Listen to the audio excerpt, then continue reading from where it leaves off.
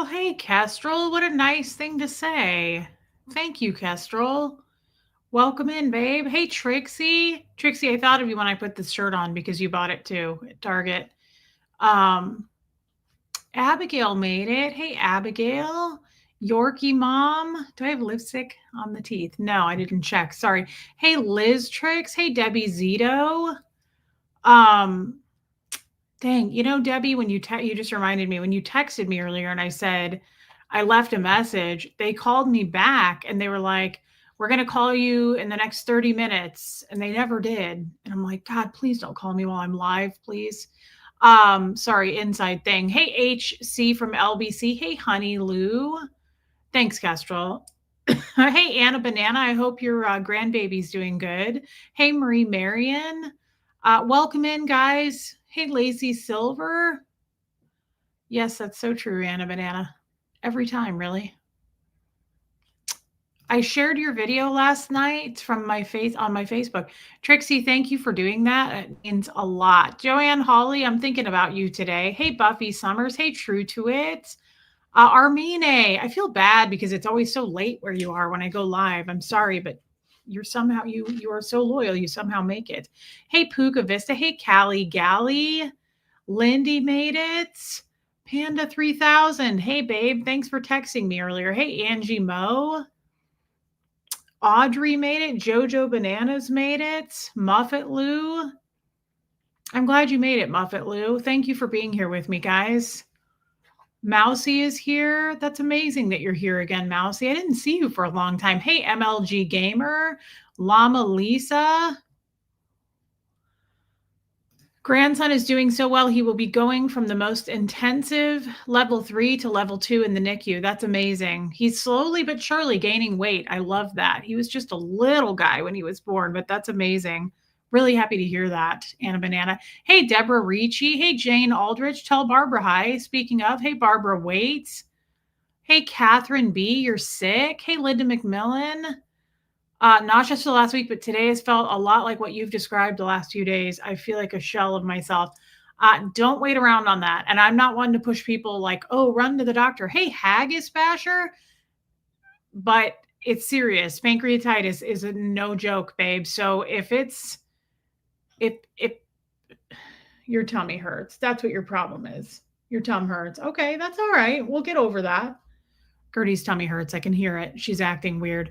Hey, Michael Wincoop, babe, just keep an eye on that. I know you will. I know you'll go to the doctor. I know you have good doctors, but still, that concerns me. So text me if you need to, okay? K-Fic, hey, babe. I'm doing okay today, Buffy. I'm just trying to really be careful about what I eat still. If I eat anything crappy or fried or spicy, I can tell. So I'm just going to have to pay attention to my diet, probably from going forward, which isn't the worst thing, right? Hey, Brian Bolin. Is my email still the same, Audrey? Yes. And the mods can even post it for you. I'm sure they would if we asked. Hey, thanks, teacher, nurse.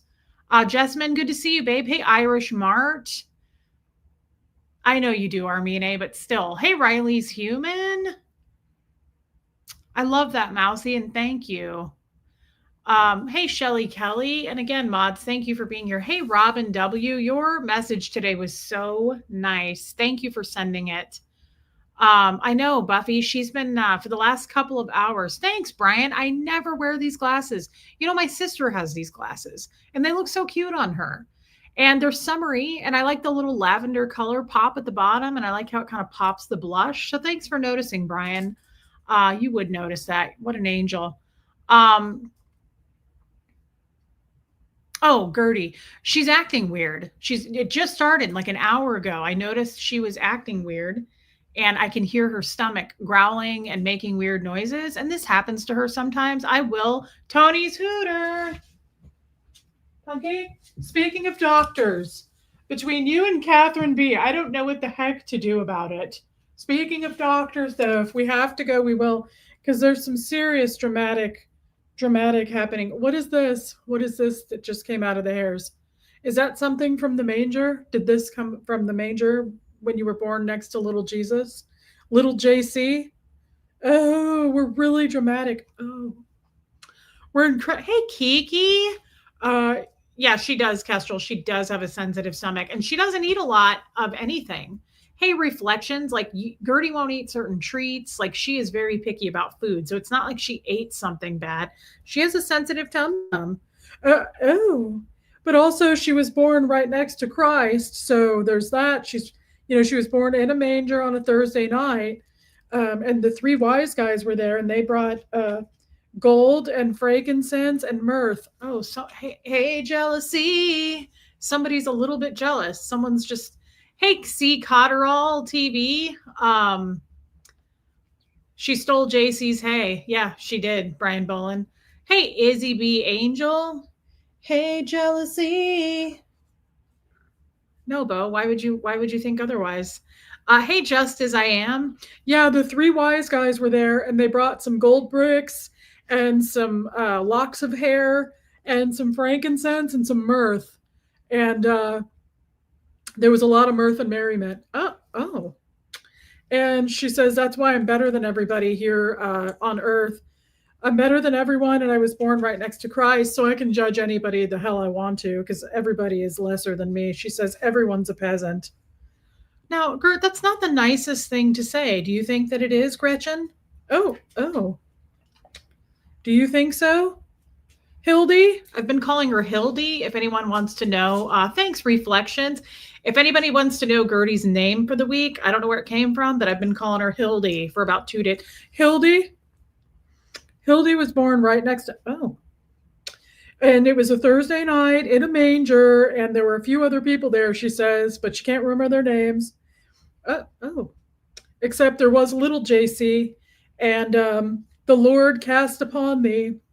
And then he said, the Lord said, let there be a frosted mini wheat with eyes. And then she appeared, and she was born right next to the Son of God, Christ. And then they were raised together, and they frolicked in the fields. Christ got bigger, but she never got any bigger, because the Lord said, let there be frosted mini wheats with eyeballs. And frosted mini wheats are not very big, are they? No, they're not. Wow. Hey, Kelly Lord. Speaking of, that's a lot. Yes, Bo, we see you. Hey, jealousy. Lydia Krause. Hey, Dee. Hey, gorgeous prayers for mom. Oh, your mom's in the hospital. Not sure if she's muscular or ligaments after a fall last week. Love you all. Can't wait for Zoom call. Well, I'm looking forward to the Zoom too, and I hope that she's way better by our Zoom call, babe. You're sweet, Mom. She's so old and cute. I'm sorry to hear that, Lydia, and we love you, and Lucas too. So thank you for being a member, and I'm looking forward to the Zoom call. Hey, Malevolent Queen. When am I going to mail Bo to you? FedEx is supposed to be here anytime. They're going to box him up and ship him off. Yeah, Reflections. Just a really dramatic, does your tongue hurt? Just a really incredibly dramatic frosted mini wheat with eyeballs. And that's what the Lord said. He said, let there be a frosted mini wheat with eyes to frolic and run through the grass with my son. But then after that, he said, let there be light. And then there was that too. But you came first. I don't know. Oh, look at this shit. Look at this. He's like, notice me.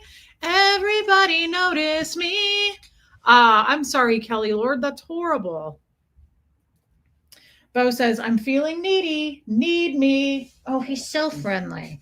So that's what So that's what he said. And okay, Lindy, yeah, you'll have to pay that postage. It's not going to be cheap, right? It's a refrigerated box because poodles get warm in this kind of heat, girl. And we'll put some holes in it. Don't worry, Bo. But that's what happened. And that's your birth story. Oh. And that's why she says, I'm better than everybody here. And I can judge anybody the hell I want, however I want. Because I came before light. Good Lord. That's incredibly judgy. But I guess that's what she does, because she was, I guess you can judge people when you were born in a manger right next to Christ. To little JC, you guys grew up together. You frolicked through the fields. Wow. Hey, Abnormally Normal. Mar Lugo is doing great. She had a birthday recently. Her husband sent her to Vegas for. She has been sick, but she has kids, and it's been kind of a busy summer for her. And I won't say more, but she and Marlugo and I are, Marlugo and I text a lot behind the scenes. She's just been really busy, but she's doing good. It's nice of you to ask about her. Thank you for asking. She's doing great. Hey, blessed Angel. I know you would, Angel. And you did. I have a picture of you holding her. How is Aria? Does anyone know? God, Jennifer Folsom. I remember her, but it has been over a year since she's been here. I have no idea how she's doing, but I hope she's doing well. I remember when she was pregnant again. She was a nice lady. Hey, Linda Garden lady, Muffet Lou. It does. Let's just double check and smell. Oh yeah, it smells like wood chips and honey. Yeah, it smells like a hamster cage. Oh, that's a beautiful, glorious smell. Oh. Yep, nope, definitely smells like wood chips and okay. Yes, definitely wood chips and honey. Kind of smells like a manger. Honestly, you smell a little bit like a manger. If I knew what a manger smelled like, that's all I can imagine from your storytelling about the manger days. Hey, Nicole Hazel Miller. So we get it. Your tummy hurts, and I'm sorry to hear that. And I would give you some pumpkin or something, but you're so picky you won't eat that. So you're just gonna have to live it out. Gonna have to wait it out. We'll give it 24 hours, then we'll go see the doctor if it doesn't get any better. Okay, Hildy? My God. Sometimes you look at it and you're like, is it real? Or did it fall out of a pet net from 1991? Hey, Iwa, is it real? It doesn't fully look real, does it? The only reason you know it's real is because it has cataracts and it's blinking. But otherwise, I don't know that I would assume that's real. Kind of looks like something that fell out of a child's pet net. I want to get into it. We're 11, 12 minutes in here, and I want to say some things. It's a lot. It's dramatic. It's a little over the top, but I suppose we'll allow it. I wonder that every time I see her. Me too, Buffy. Yeah, Sophia, she is, but Buffy says, I wonder if she's real every time I see her. I'm not sure it is. I'm not sure that this didn't just walk out of a woodland creature forest, right? I'm not so sure. Oh, absolutely. It's a lot. It's a lot to take in. It's a lot for everybody. I want to say a couple of things. I do have a topic, but this is just something off the top. Thank you, Lindy. I want to say, for those of you that watched Brian Bolin, if you're talking about my Amazon wish list, I don't ever go check it out. The only thing I have on there is stuff for the animals. So I took everything off of there that's has anything to do with human beings, and I just have dog treats on it. I think there's just dog treats and maybe some cat toys. But yeah, Brian, should be up to date as far as that goes. Thanks for asking. I never go check it, but yeah, it's just stuff for the animals. Hey, Susan Cook. I'm letting you know, so I'm happy you're bringing this to the light. Getting over pink eye, so not really sure if my words are making sense. I am so sorry. That's awful. I hope you have some good drops and you're being treated. But Susan, welcome in, and I'm sorry that's happening, babe. Sam Ashby, 100 times over, yes. So I want to say yesterday's stream was really, for me, very good. Very heavy. I don't know how many of you were there. I think quite a few of you were with me during the stream. And I wanted to say thank you for everybody who watched it, shared it, and the replay crew. I want to say thank you for being there. I asked you guys if you would be with me to do that stream, and you did not disappoint. You really showed up for me. And hey, baby steps. Thank you, Jennifer Folsom. And it just meant a lot. Thanks, Kelly Lord. Oh, Punky. We want your tummy to feel better. It makes us sad when the tummy hurts. Oh my God. Those are the daintiest kisses I've ever known about. Thank you, Wendy Brewer. Hey, Epsington. Thank you, Debbie Zito. She says it was brave and amazing. Thank you, Buffy. Jojo, don't be sorry at all. And thank you for sharing it, Jojo. I just want to say just a big thank you. And I'm looking forward to whatever the future is going to hold there. Hey, Rachel Stone. Hey, Tammy. Reese, you did a really good job of creating a comprehensive historical document yesterday. Wow, that's very articulate, Barbara Waite. Thank you for saying that. Hey, Tammy from New York. Um, Stayed up late till 2 a.m. watching yesterday. So proud of you. Lindy, that is insane. Thank you. That is so nice. Um, hey, Linda. I really mean it though, guys. That was me too, Dee.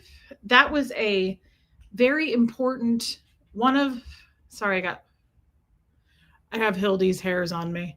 That is one of the most important streams. Wendy Brewer, her tummy hurts. That's one of the most important streams I think I've ever done. And I've done quite a few important ones when it comes to Scientology, just exposing things. Hey, Mama E, exposing things when it comes to Scientology, talking about my past. And that's amazing. Hey, True to It. I love you, babe. Barbara Waite. I just, yeah,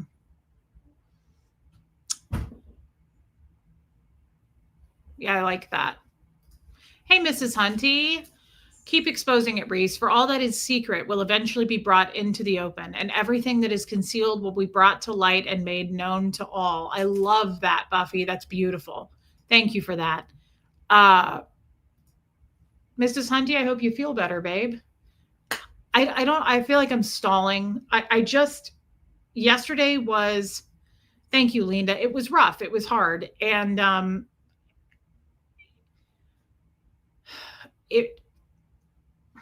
when I do heavy stuff like that, or I tap into things that I don't ever talk about, I'm sure we all experience this. Hey, Meredith Lynn, it just kind of leaves me almost speechless. Hey, JL Set Free. Have a question. How are we supposed to help when Scientologists are brainwashed and not listen anyway? Georgia, you're so cute in your picture with your new boyfriend. I'm proud of you, girl. Robin W, I love you. Yeah, I think Robin, you would particularly like that one. Thank you, Tammy Kennelly. Hey, Debbie A. Where is Debbie Bam, by the way? I was thinking about her today, and I thought I haven't seen her for a while. Heather Carr says, have a question. How are we supposed to help when Scientologists are brainwashed and would not listen anyway? Hey, Holly. Holly, that's a very nice thing to say. Thank you. Hey, Linda Gillum. So Heather Carr, that's a good thing to say. Can I put you in the chair? Okay. It's a lot. Hey, Rika. No, I have not read it yet. I don't even have a copy of that book, but I'd like to order it.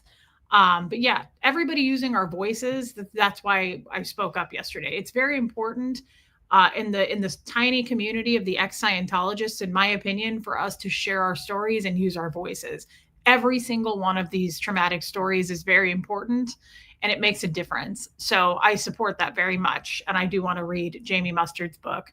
Heather Carr. So I'm not really, Jennifer Folsom, movements begin with one brave person. This is a tough one for me, Heather, because I've said this, as harsh as this is about to sound, I'm not really interested in saving the people who are in Scientology because it's really hard to save them. They don't want to be saved. They are terrified. I've said this every time I bring this subject up. They're like that scene, hey, Alabama Rose in Silence of the Lambs. I opened the gate to their pen to free them and they wouldn't move. They were frozen. They were just scared. They wouldn't run. So it's not as easy to... I was a Scientologist for a very long time. God, I can't get this hair and I don't want to smear my lipstick and it's like tickling me. Baby steps. That's really nice.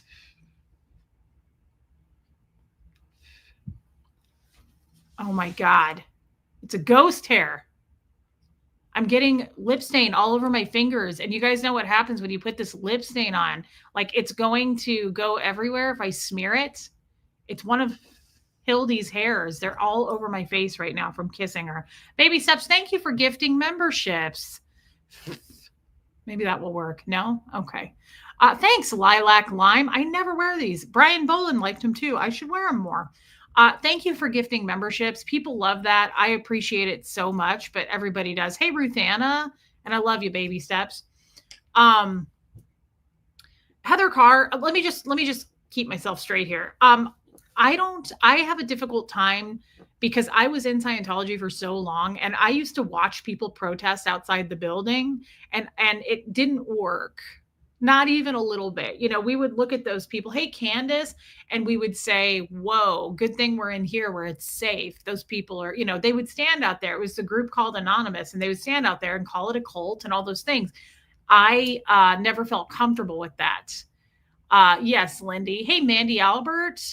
So, as far as saving the current Scientologists, if it were that easy, I would have my friends and family back. My focus is more to highlight what happened, like the abuse, as far as to me as a child, and hopefully to highlight other children and help that change laws, do something, right? I haven't drank much water today. And my goal is to educate people on the outside of Scientology because nothing scares me more. Please do, Georgia. Nothing scares me more than when I have a conversation with a person I don't know and they go, hey, Don Perso, and they go, I don't know. I've never really heard of Scientology. I've kind of heard of it. Does it have to do with Christian Science? Nothing freaks me out more than people who don't know the dangers, don't even know what it is. Do you know how many people don't know what it is? Which is a good thing and a bad thing. Like, it's a good thing because they're not spreading like they tell you they are. They told us they were, right? They're not growing. But yes, education is absolutely key, Tammy. And so Heather Carr, to answer you, I'm not really trying to get people out of Scientology who are in. That's nearly impossible. I would have never left, right? I would have never left. So that's a perfect example right there with all of the horrors and the trauma that went on there and the losses and just everything that went on with my dad. I still would have never left and I would have never told anyone. So it's just not, I'm not really interested in trying to save current Scientologists. I would love to be on the front lines. I speak their language. I would love to help if somebody wanted to get out. If someone emailed me and said, I would like to get out, I need help, nothing would make me happier. But I'm not going to spend all my effort and energy trying to work to get them out. I'm trying to educate people on the dangers of what it is, right? Izzy, I love your picture and thank you for being a member, babe. That's very kind of you. Angel, so proud of you and you are loved. Angel, I love you too. And thank you for saying that. I love that we're friends. Hey, Philip writes, thank you for your super chat. Hey, Anna Pikachu Hunter, information getting out to the public. Hopefully we'll keep more people from this cult. That's kind of where my mindset is you know, wow, I didn't know until your show. Wow, that's what I mean right there. We educated one person. That's amazing. Hey, Christine Baker. So I would love to help current Scientologists. I would be the first in line to help a current Scientologist. Hey, Heather Rhodes. But I don't, my focus is more just educating people about what happened to me specifically and joining forces. I'd like to collab with some ex-Scientologists that I haven't ever collabed with before. I would like to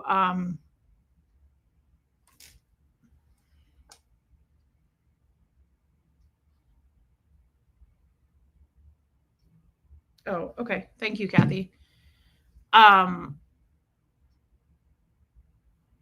Interesting, Mousy. Hey, Renee B. Hey, Miss Kaz. I would like to work with people who have the same goal and the same focus and passion to educate people about the dangers of Scientology. I really am interested in doing that. And that's saying a lot coming from me because I've said to you for months and months and months, hey, Just Joan, love you, babe. I've said to you guys, I'm not interested in streaming with anybody else right now. I don't want to do that.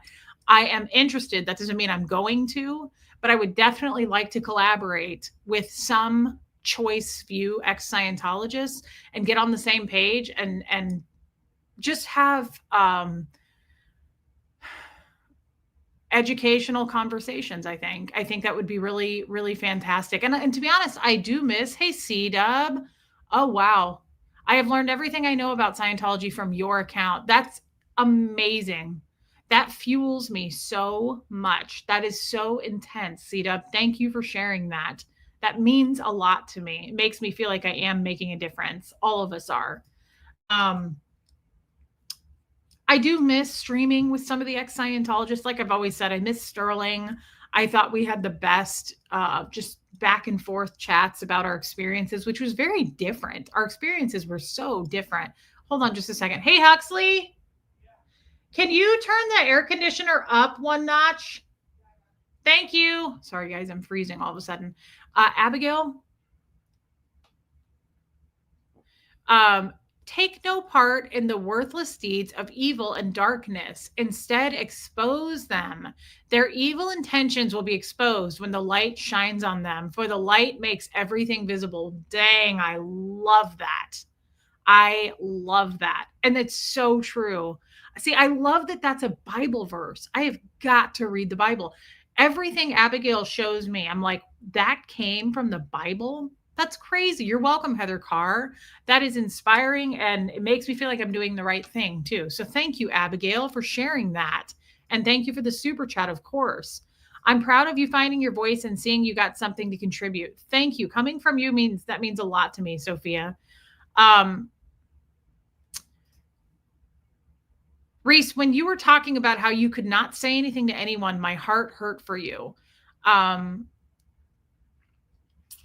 You mean when I said I would not have shared anything with anyone? Is that what you mean? Sterling didn't want to deal with the drama. I don't blame him. I mean, I try very, very hard. Hey, DNB, to not deal with the drama myself. I try very hard. I mean, there's going to be drama in every walk of life. Every job you have has drama, but I don't blame him. And I really try to stay out of it too. There's no time for drama when we have this tiny blip of time, and I would like to do something about it. Hey, Heather, I would like to do something about it. I really love already and appreciate the guidance I get from you guys. The emails I already got since yesterday. Thank you for people who just simply say this. Reese, I support this. I support this movement. I support your voice, right? Hey, solo traveler. Haggis Basher says, it's so boring, Reese. Drama is always boring. For me, it is. But you know, Haggis, not for everybody. Some people are true born pot stirrers who love drama. I mean, there are people who chase drama, like storm chasers, right? I mean, I've never been that way. And it's just not my thing. I do not trash other content creators. I don't stir things up unless someone's coming for me, and then I will. Otherwise, I leave people alone. I stay in my own lane. Hey, Ghostwriter. Hey, Critters Creations. Huxley, did you turn it up? I don't know what he said. Sorry, guys. Didn't mean to yell in your face. You know, thank you. This makes me think of something. I want to share this with you. I absolutely love Viola Davis. Drama is very overrated, and oftentimes it's not true. It's not truthful. Thank you, solo traveler. That's so nice of you to say. Hey, Liz Tricks, you are doing the right thing, Reese. God has been preparing you for such a time as this. He will give you what you need to succeed. That is beautiful, and I absolutely believe that, Liz. For the first time, I really believe that. I believe that I've been put on a path, and I'm going to follow it. So thank you for saying that and your super chat. That's really kind. I love Viola Davis. I think she is an amazing woman, an amazing actress. I don't know a ton about her private personal life, but I've always thought she seemed very humble and just grateful, and just doesn't seem like a Hollywood, person that's all about the spotlight and the camera. And there was a couple of clips of some speeches put together, and I heard them and I sent them to myself. And if you guys don't mind, I think it's like a minute long. I want to play this because it pertains to what I did yesterday. It made me feel very validated, and I thought this might speak to someone else. Oh my God, Original Ann, I love that you're here. There you go. K-Fix says, I don't mind drama as long as I'm not involved. I don't like drama. So whether I'm involved or not, Like if someone comes to me and says like, did you hear that she said blah, blah, blah, blah, blah? I'm not the kind of person that's going to be like, no way. Oh my God, tell me more. Like even if it has nothing to do with me. I said this to someone the other day. Someone tried to do that to me. They were like, did you hear? This was on the phone. Someone said that to me. You know what I said? I don't want to know. I didn't hear, and I don't want to know. I don't want to know. I don't want to hear about other people's misfortunes. I don't want to hear about other people fighting. I mean, if I have to, I will. If you're asking me for help, like I will get involved in something if I feel like I should, but I don't want to know. I don't need to know. You guys have been amazing at not sharing anything with me anymore. People don't reach out and go, hey, I think you should know this person said this. I don't want to know. I don't need to know. It doesn't have anything to do with me, right? I know you don't, K-Fic. It doesn't, like most of the time. I love what Taylor Swift said on that podcast because she said, even if my name's in it, it still isn't any of my business. Doesn't have anything to do with me. I have too many things I want to accomplish than like pay attention to gossip or people grouping together to hate on a person. It seems like such a waste of time. And I also am really cautious of where I put all my effort lately because effort takes energy. They kind of are one and the same, right? And yeah, Lindy, and I'm like, I think about that sometimes. If something takes a lot of effort, if I'm working on something and I'm like, this is taking way too much of my time and effort, I think about that. I'm like, this is expensive and this is costing me and it's not even worth it. So that's how I feel these days about drama. Even if it's about me, it doesn't have anything to do with me. It doesn't matter. People can say whatever they want. This is the beauty of our rights in this country. People can say whatever they want and you can choose to believe it based on whether or not it seems factual to you. And I think that's fair. But also keep in mind, and this is something I always keep in mind, damn near everything is subjective. I mean, there's objective truth, right? But there's everything is subjective. What you think, hey, Lumen, is totally subjective. So why do I want to waste a lot of time on that? And I really don't want to waste a lot of time on someone going, did you hear? Like, I don't want to hear. I don't want to know. I don't want to hear that someone's not doing well, even if it's somebody I don't like. You know, even if I feel like these glasses are crooked and it's going to make me crazy. I'm going to have to go get those adjusted. Even if someone reached out to me and said, hey, one of your haters is doing poorly, blah, blah, blah, blah, blah, I would go, oh, that's too bad. But I don't want to hear it. I don't go, ooh, I will admit there was a time that I did, but I don't feel that way anymore. I have bigger fish to fry. I fly higher than that. I have things I want to do, right? Hey, aspire to inspire. Thank you, Abigail. And guys, if you want to share something with me, share something with me. But just know that if there's nothing I can do about it, and if it's something somebody said that hates me, what do you think they're going to say? You know, I don't know. It just seems like such a waste of time. And I hope that the people who hate me are starting to see that too. You know, move on, do something else, find something else to do, but, you know, or stick with it, whatever works for you, wherever you want to put your effort. I want to play this reel. Hey, Aline. This is from Viola Davis, and I feel like this will reach somebody. And this pertains to what I was just talking about with haters too. Yeah, Shelly, these glasses need to be adjusted. Okay, I want everybody to listen to this, okay? It's really, really empowering, and I think we all need to hear this, okay? You know, they say that the only two people you owe anything to is your 6-year-old self and your 80-year-old self. Everything that you ever wanted is on the other side of fear. And you know what? I feel like my entire life, I have allowed myself to be defined by a culture. I have allowed myself to be defined by the naysayers. I was dropped in the middle of a profession that is all about deprivation. And so a lot of times you just allow other people to define you. And at 56 years old, I have come to the realization that I can define myself. There is nothing you have to do for worth. You don't have to hustle for it. You don't have to barter for it. You have to do nothing but be born and repeat after me. I'm worth it. I loved that so much. Angel, thank you for becoming a member, babe. My favorite thing. Can I somehow back that up? They say that I want to play just the end. they say that was my favorite thing she said. They say that the only two Come on. And time that I can define myself. There is nothing you have to do for worth. You don't have to hustle for it. You don't have to bar for it. You have to do nothing but be born. There is nothing you have to do for worth. You don't have to hustle for it. You don't have to barter for it. You just have to be born. That makes me want to cry. That is such, hey, Cliff Fan.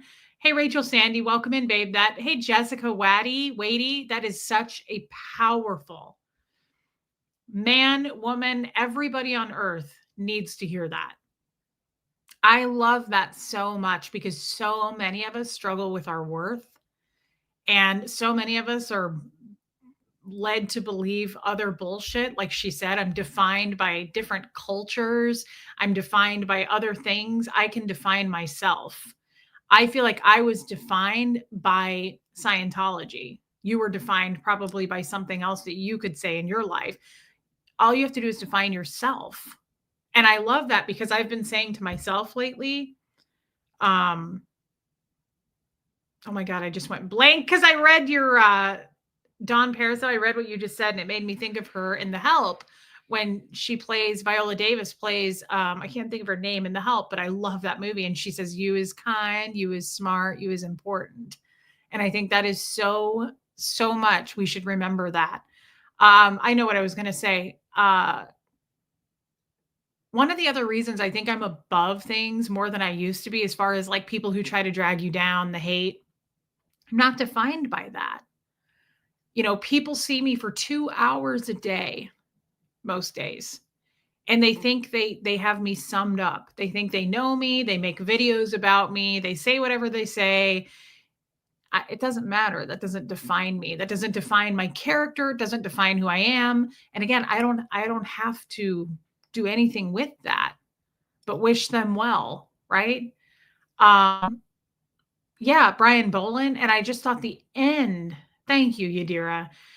The end of that was so important. The end of that. You don't have to do anything for worth. You just have to be born. Because everybody matters. And I just think that is incredibly powerful, especially after the stream we did yesterday, right? Because I don't know how to put this. I don't feel like up till recently, that's why I titled this, Thanks for Waiting for Me. A few of you reached out to me and a few of you said it on the stream yesterday. Reese, you fought us on this for a long time, this statutory rape thing. You fought us.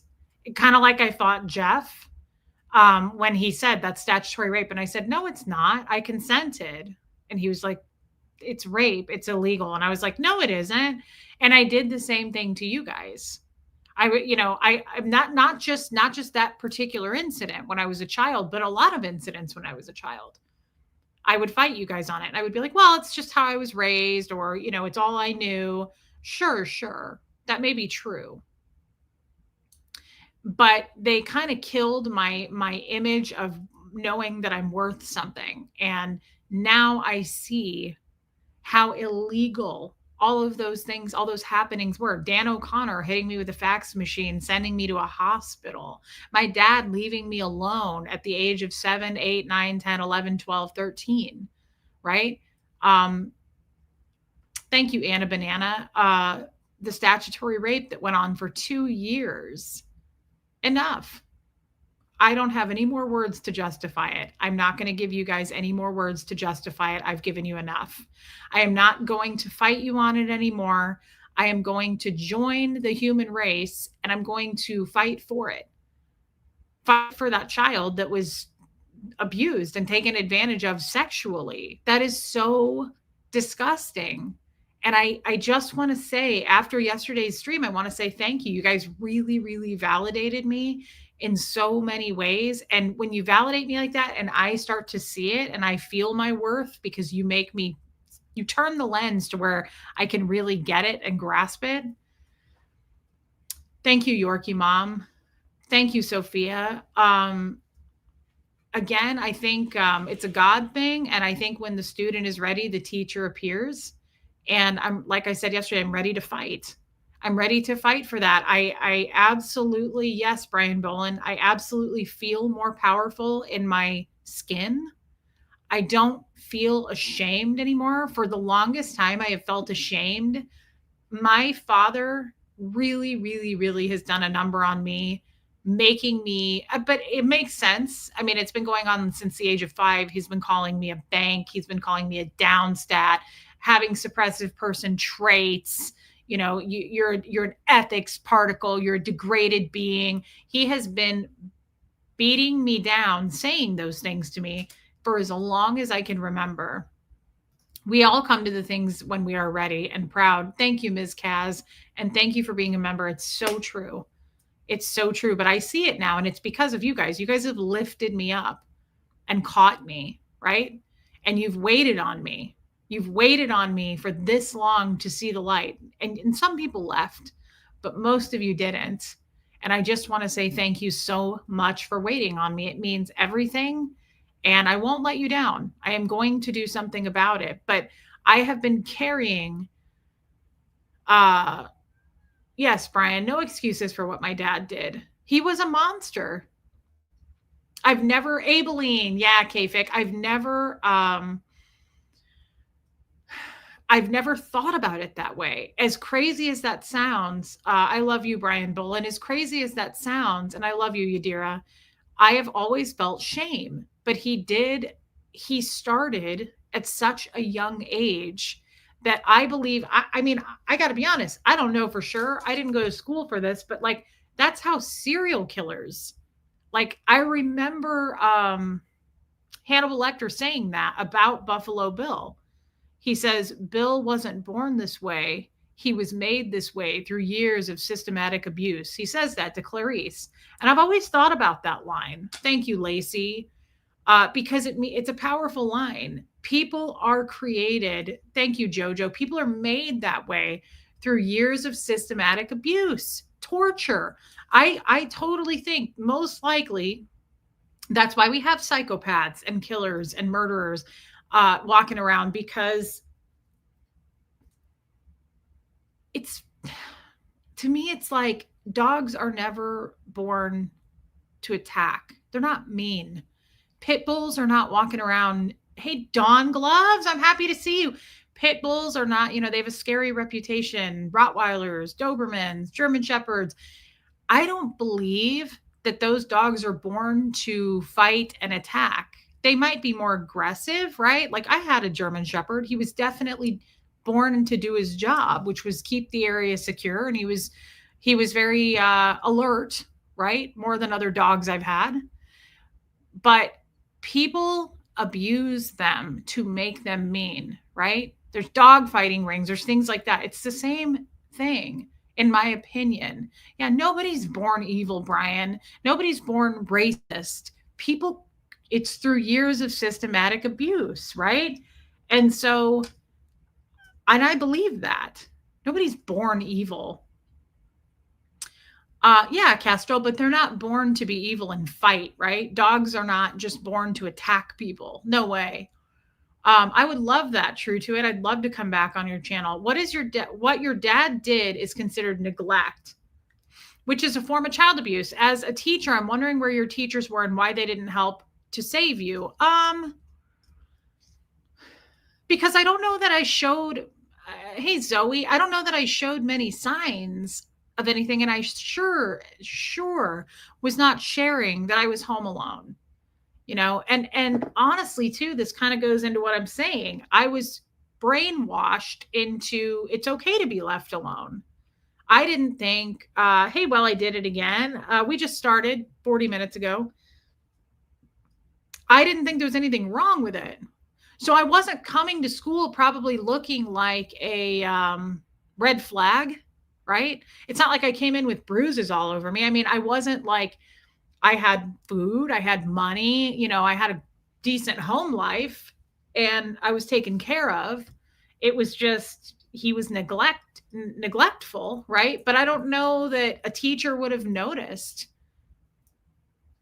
a teacher didn't notice, right? And I don't blame that on the teacher. Liz Trix, we have been praying and loving you and patiently waiting for you to get to where you needed to be.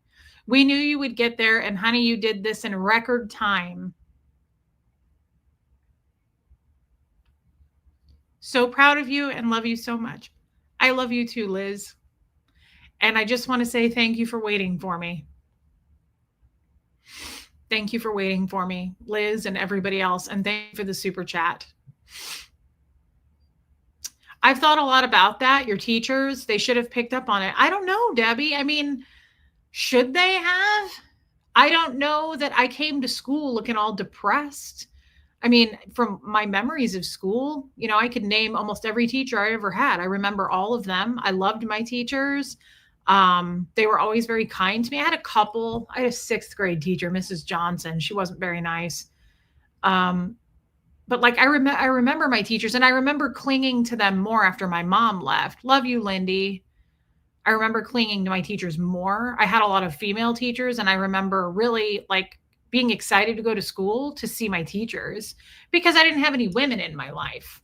So that was all kind of, it was kind of a pleasure to go to school, to be honest, you know, to see, I'm kind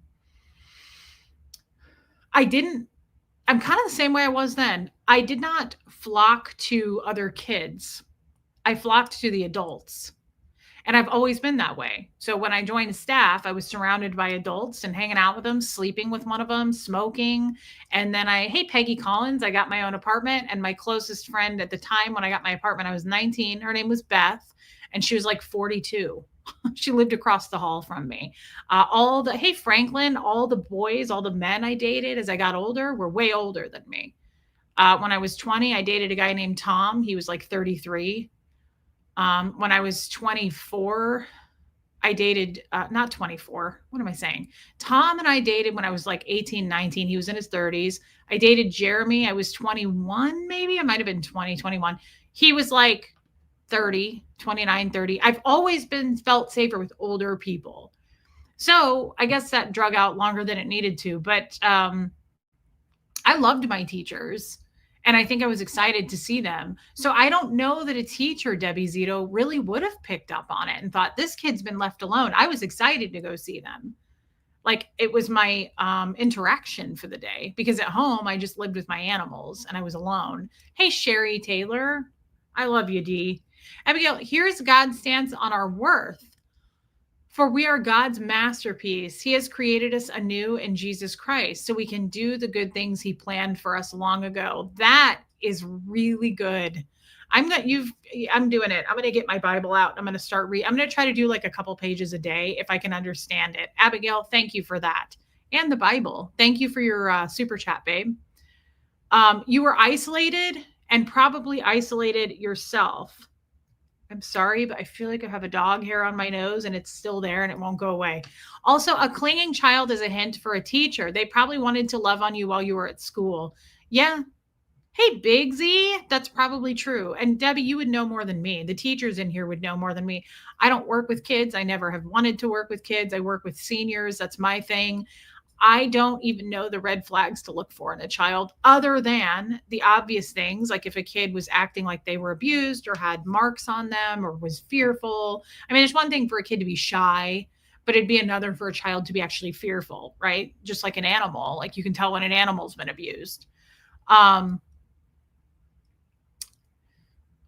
Liz Trix, that was beautiful, by the way. And I just want to say, guys, thank you for waiting for me. Thank you for waiting for me. And okay, Rachel. Hey, Michael Malloy. I was talking to someone about this the other day, and it really, I've talked about it before, but it's been a long time, and it was good to talk about again. I love that, Zoe. It's a really good thing to bring this up again. Hear me out, because it's one of those things where we say it all the time, but we don't do it. Like kind of similar, like I said, like take your power back. Like people say that and you're like, yeah. What does it actually mean to take your power back? Like, how are you taking your power back? It's a very important thing to break down. So it's the same thing here. Meeting people. Yeah, I was always looking for the parent figure, Dawn. Good point. Meeting people where they're at. Meeting people where they're at. And I want to say thank you, because you guys never pushed me to get to where I am. Do you understand that? Liz is right. I have made a lot of progress out here in the real world in a pretty short amount of time. This last year, I would say I really was steady at it. I got better and better, and I sharpened more, and I feel more like a non-Scientologist now than I ever have. But meeting people, thank you, True to It, where they're at. And I'm going to give you an example of something. I'm not going to name any names.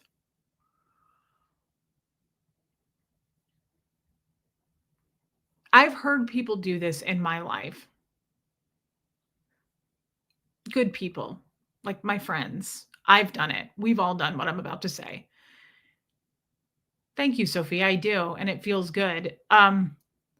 I've had people quickly say, yeah, Susan, I've had people quickly say to me, like, they're not changing, or they're not getting better. Like, you need to just get rid of them, or you need to dump him, or you need to, like, you need to do this. You need to quit your job. You need to, whatever it may be. People are always saying that out of a place of love. It's not mean. Hey, Vicki Andrews, but there's a huge point. There's a huge factor to that. When someone says something like, you know, they're not changing, or they're not doing what they said they were going to do, or any of that, there's really something important there for me. There's like this key little piece when you like go through the pile, you go, oh, that's because your expectations were here. Hey, Bo Beats. Thank you, Bo. And they're down here. Baby Steps, thank you so much. You have done fantastically. I love you, Baby Steps. Thank you for being here and for the super chat, babe. And thank you, Bo Beats. That's something I think we forget to do. At least I do. We always set an expectation on a person, especially if we know them. If I don't know you, if I've never met you and you're a total stranger, what am I supposed to expect out of you? I don't know you. But if I know you, I always have this like set expectation of where you should be, how you should react. We all do it. We all go, well, that's not what I would have done. Well, why didn't you do this? Because we are thinking with where our expectation is of either where we would hold ourselves or where we hold them. But either way, thank you, Robin Miners. Either way, I have to take a step back, because someone said that to me recently. They were like, this person hasn't changed and it's time to move on. And this person had every right to say that, and they're correct. They're not wrong. But what went through my head was, I never expected him to change. They have mental illness. Where did we expect them to change? You set an expectation for that person to change, but the truth is that person is here and they may never change. And people only change when they want to, when they really put the work in. Like, it's really hard to change even my diet right now. So like, expecting people to do certain things and giving up on them when they don't is a little bit unfair, because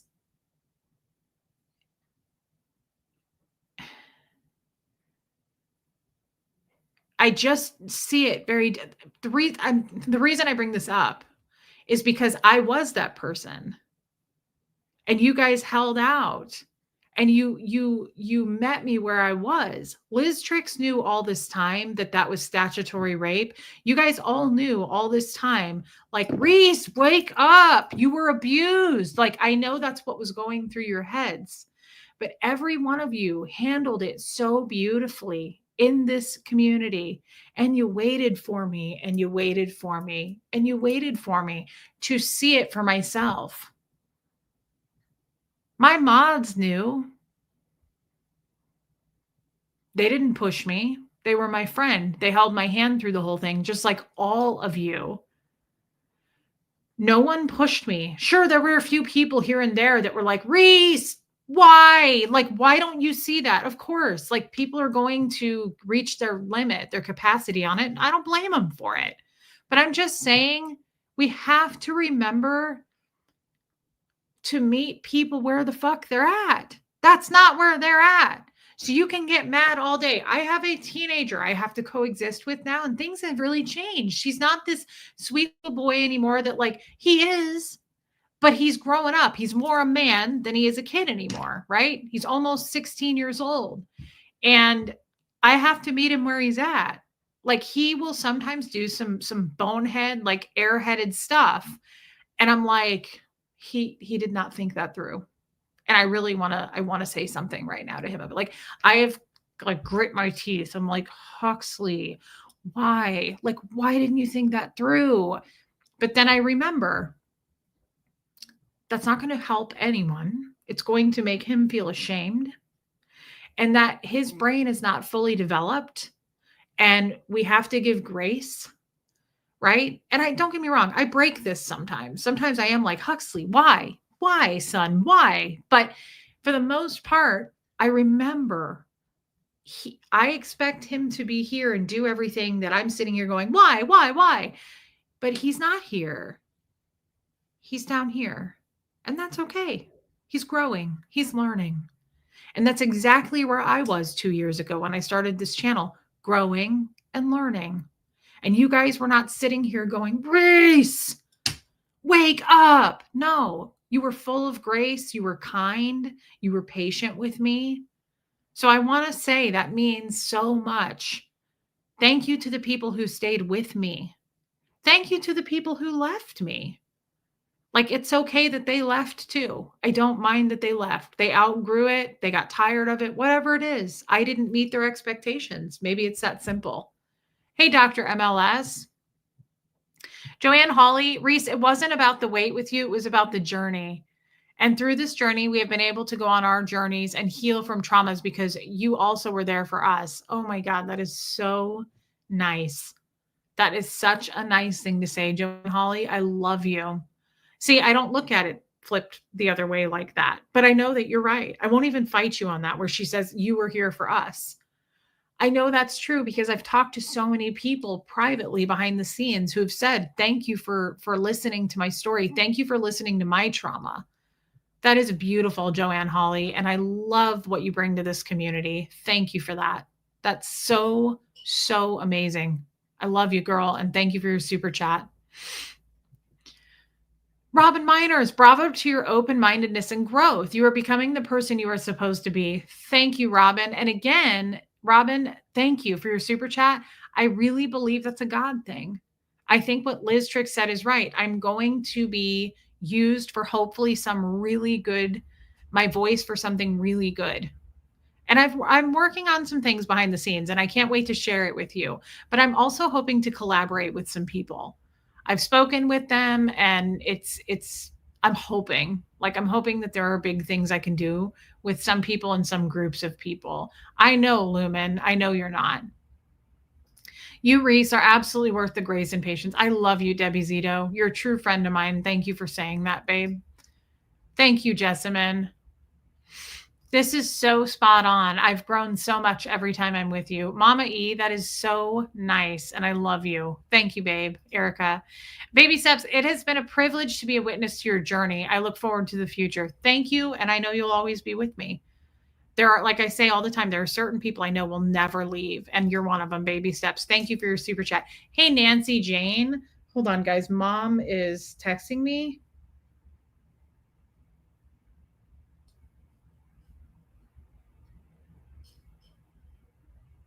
Okay, it's nothing important. She has a garden and she wants me to know that she froze cherry tomatoes for winter use. So I figured I'd share that with you guys too.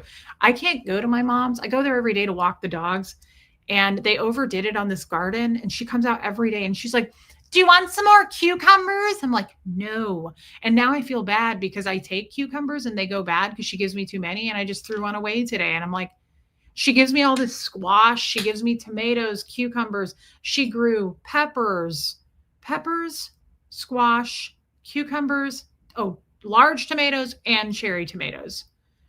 And my dad can't eat. He's on a feeding tube. So, like, why they grew this giant forest of I love it. Don't get me wrong, but I can't eat that much. I don't eat that much. So she's always like, hey, she like chases me to my car and she's like, I got you. Here's some more cucumbers. And I'm like, no, mom, no. And I like put it in drive and fly out of there. I peel out of there.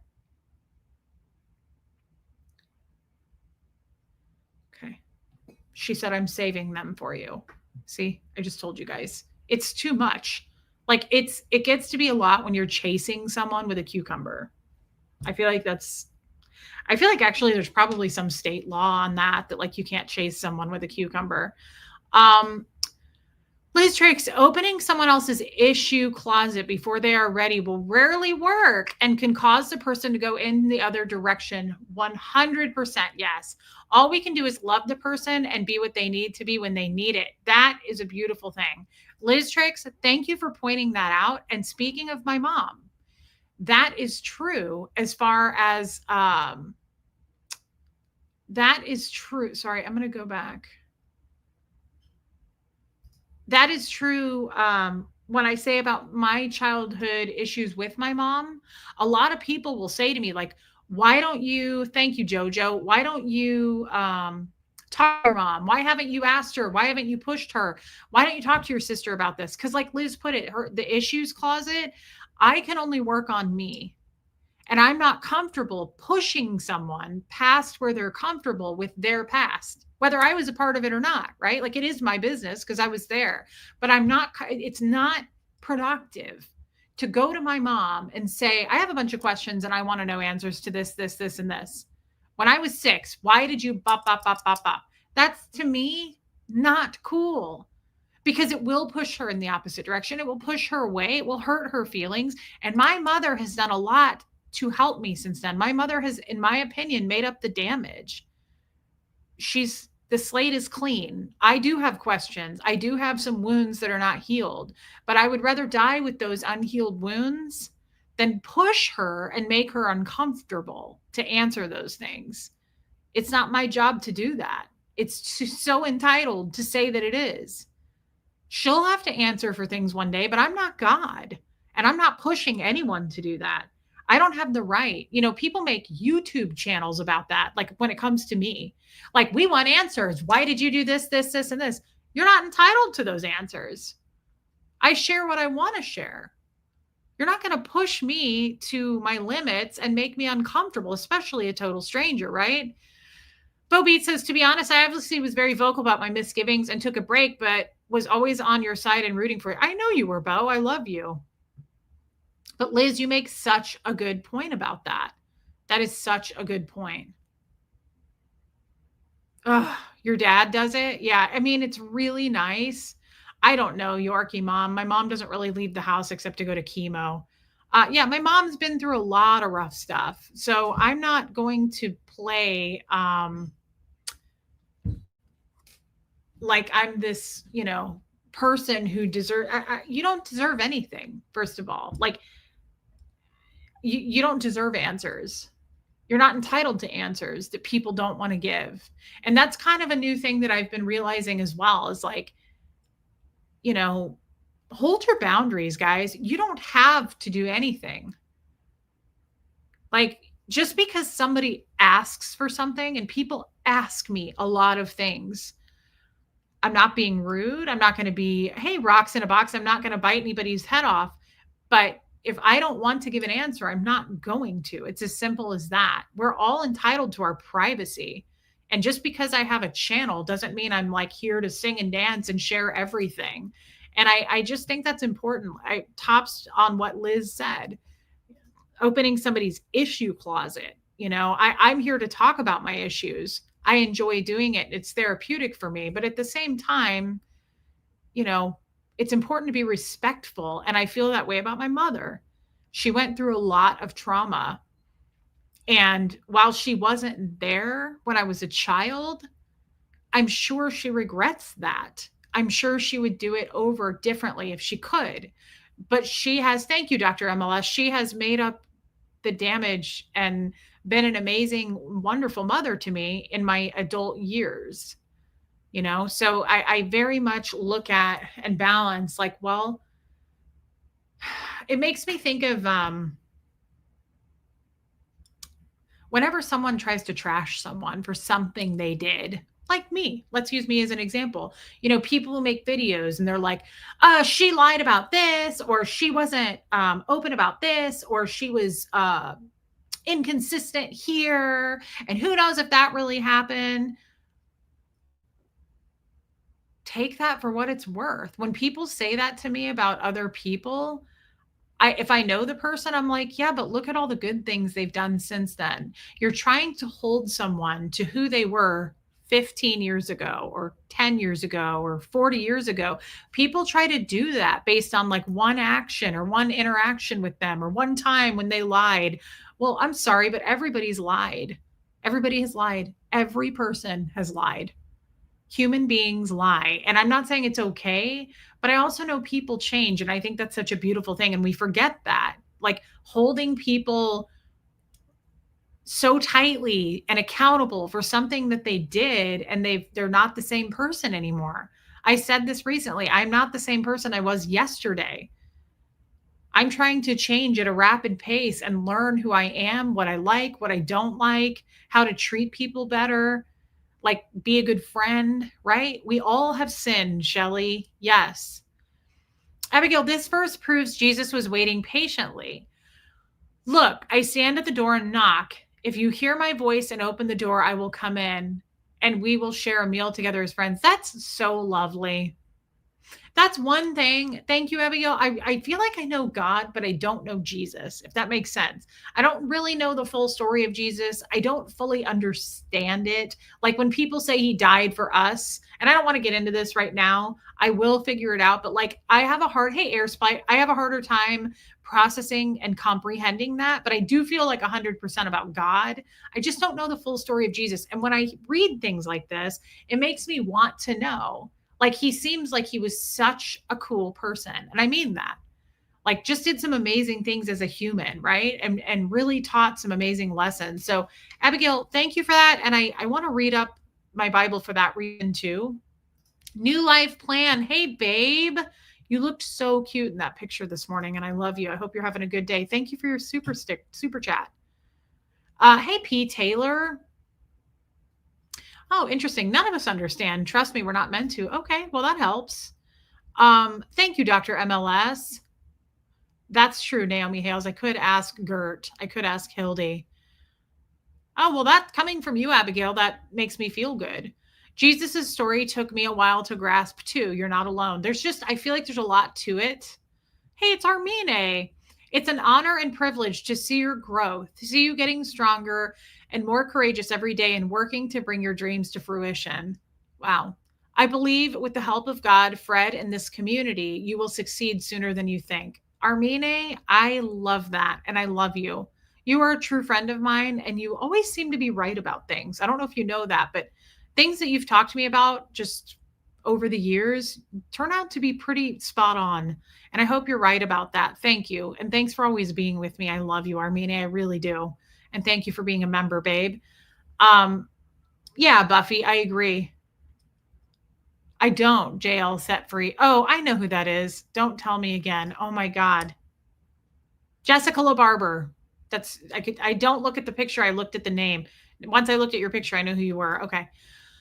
Sorry, that was going to drive me crazy. New life plan. Part of why I had to move across the country at 35 was because my large family never let me be myself.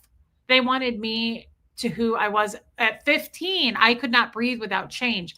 That's exactly right. She's exactly right. So many people, so many freaking people, including me, hold people to who they were, the version of them that you know. People change. Hopefully, people change all the time. And sometimes it's not for the best, right? It's for the worse. People go downhill. People get worse. People get better.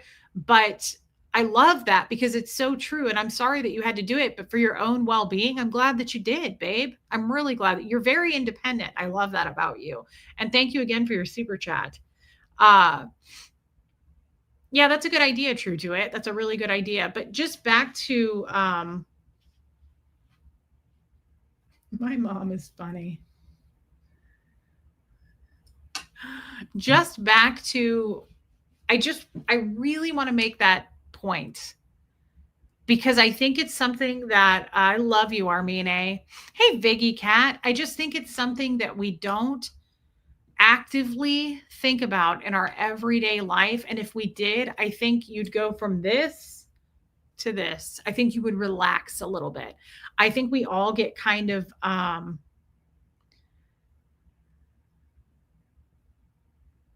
sorry, that's my mom again. I think we all get kind of wound up because I know I do. I don't interact with a lot of people on a daily basis, but I do it with my teenager. I'm like, hey, Katie Folden. I'm like, why? Why? And I will think that in my head. I'm like, what brought my kid to go from this to this to this to this to this? Like, why? What was his thought process in doing that? It makes no sense. New life plan. But then I have to remember, and he's just like anybody else. You have to meet them where they're at. That's where he's at.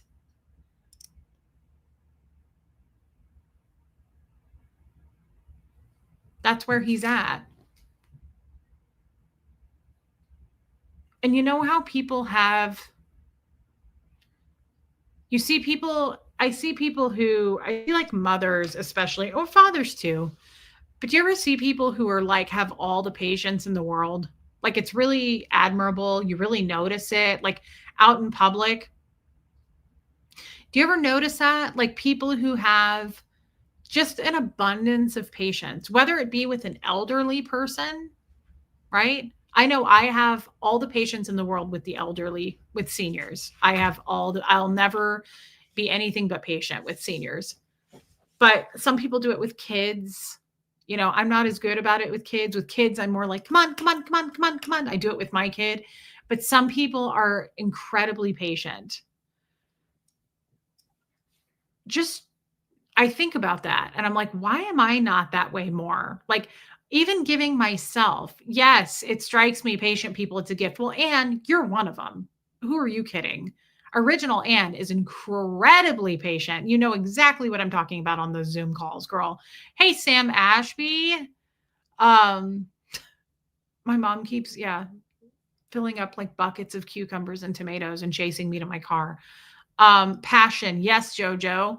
Yeah, I'm patient with older people too. Kids, not so much. Jana Hertzberg, guilty. Like, same. Kids, I'm like, like, I'm not the same with kids. Like, screaming kids in public places, I'm like,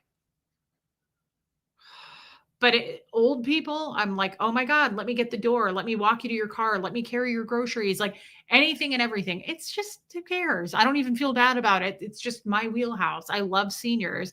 I was not built to, like, I could never be a teacher, right? I just don't have it in me. It's not the same thing. Air Supply, that is so nice. Thank you for becoming a member. I don't know what that means. But I just want to say, yeah, I have a lot of patience for animals too, Kestrel. I just want to say it would do us a little good to not maybe be in such a rush to judgments or such I don't know if you would call it judgment. To me, I think it is judgment, but such a rush to jump to conclusions about things.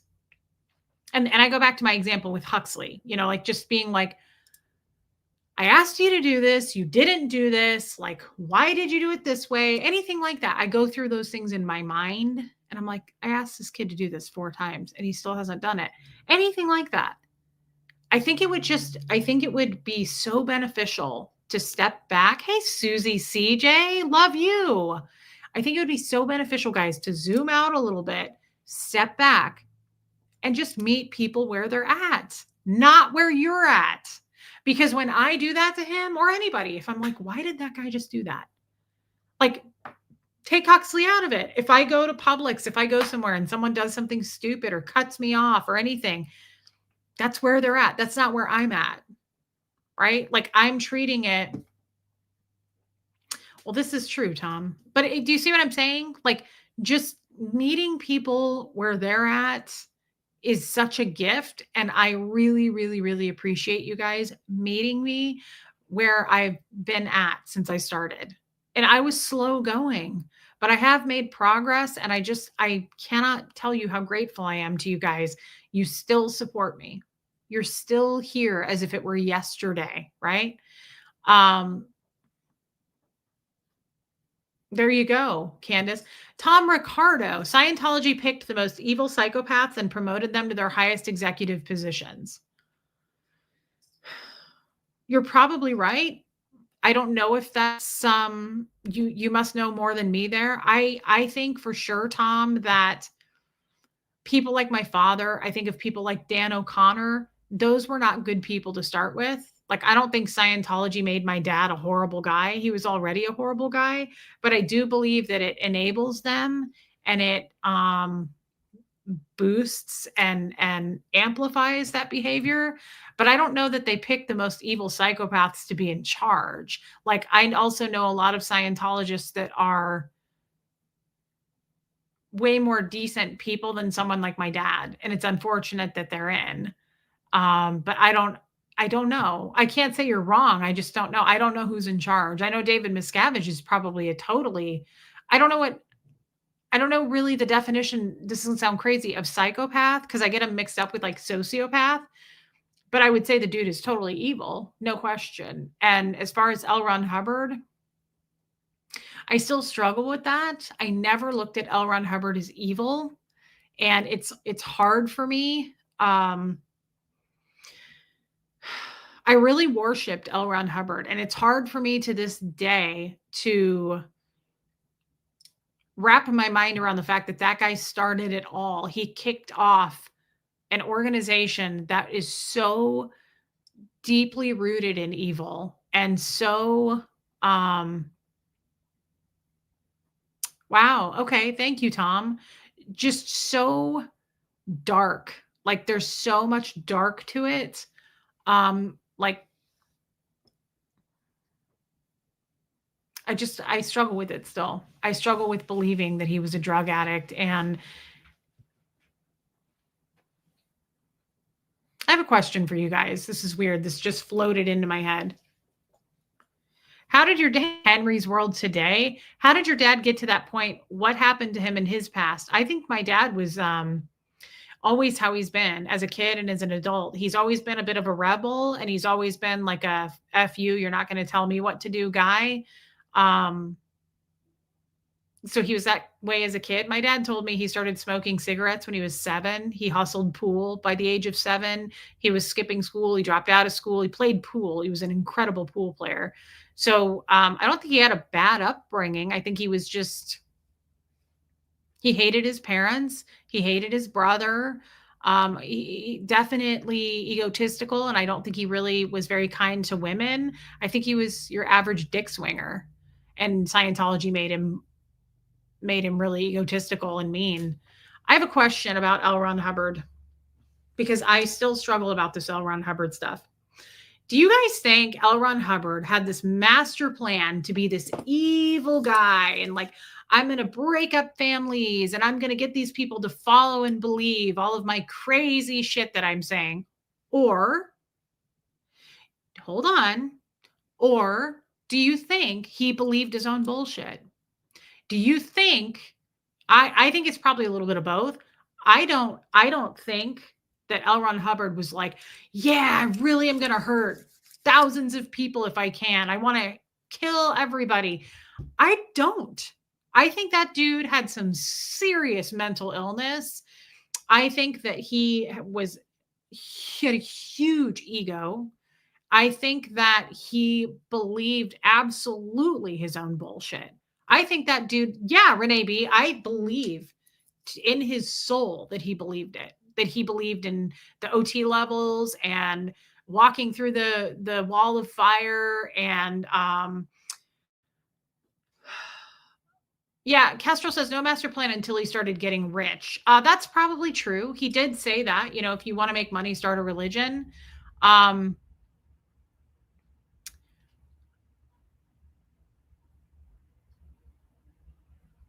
Yes, I heard this, Bo Beats.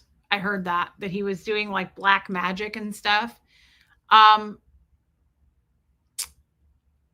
I don't love the idea that he told one of his wives the only way to make real money is to start your own religion or something. Yeah, he said that. Apparently, he's on record saying that.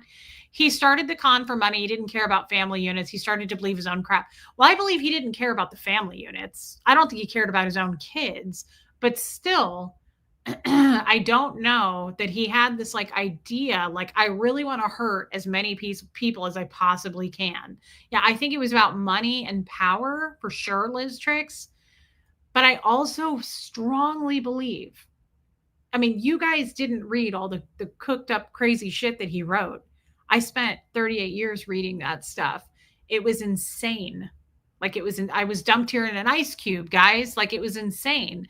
And I think it was super elaborate and made up bullshit. But I don't think, here's what I'm saying. I don't think L. Ron Hubbard was like, what's the craziest thing I could write? Ooh, they were dumped here in an ice cube. Yeah, that's good. That's good. Let's see. There's a guy named Xenu. That sounds good. Like, I don't think he was doing that.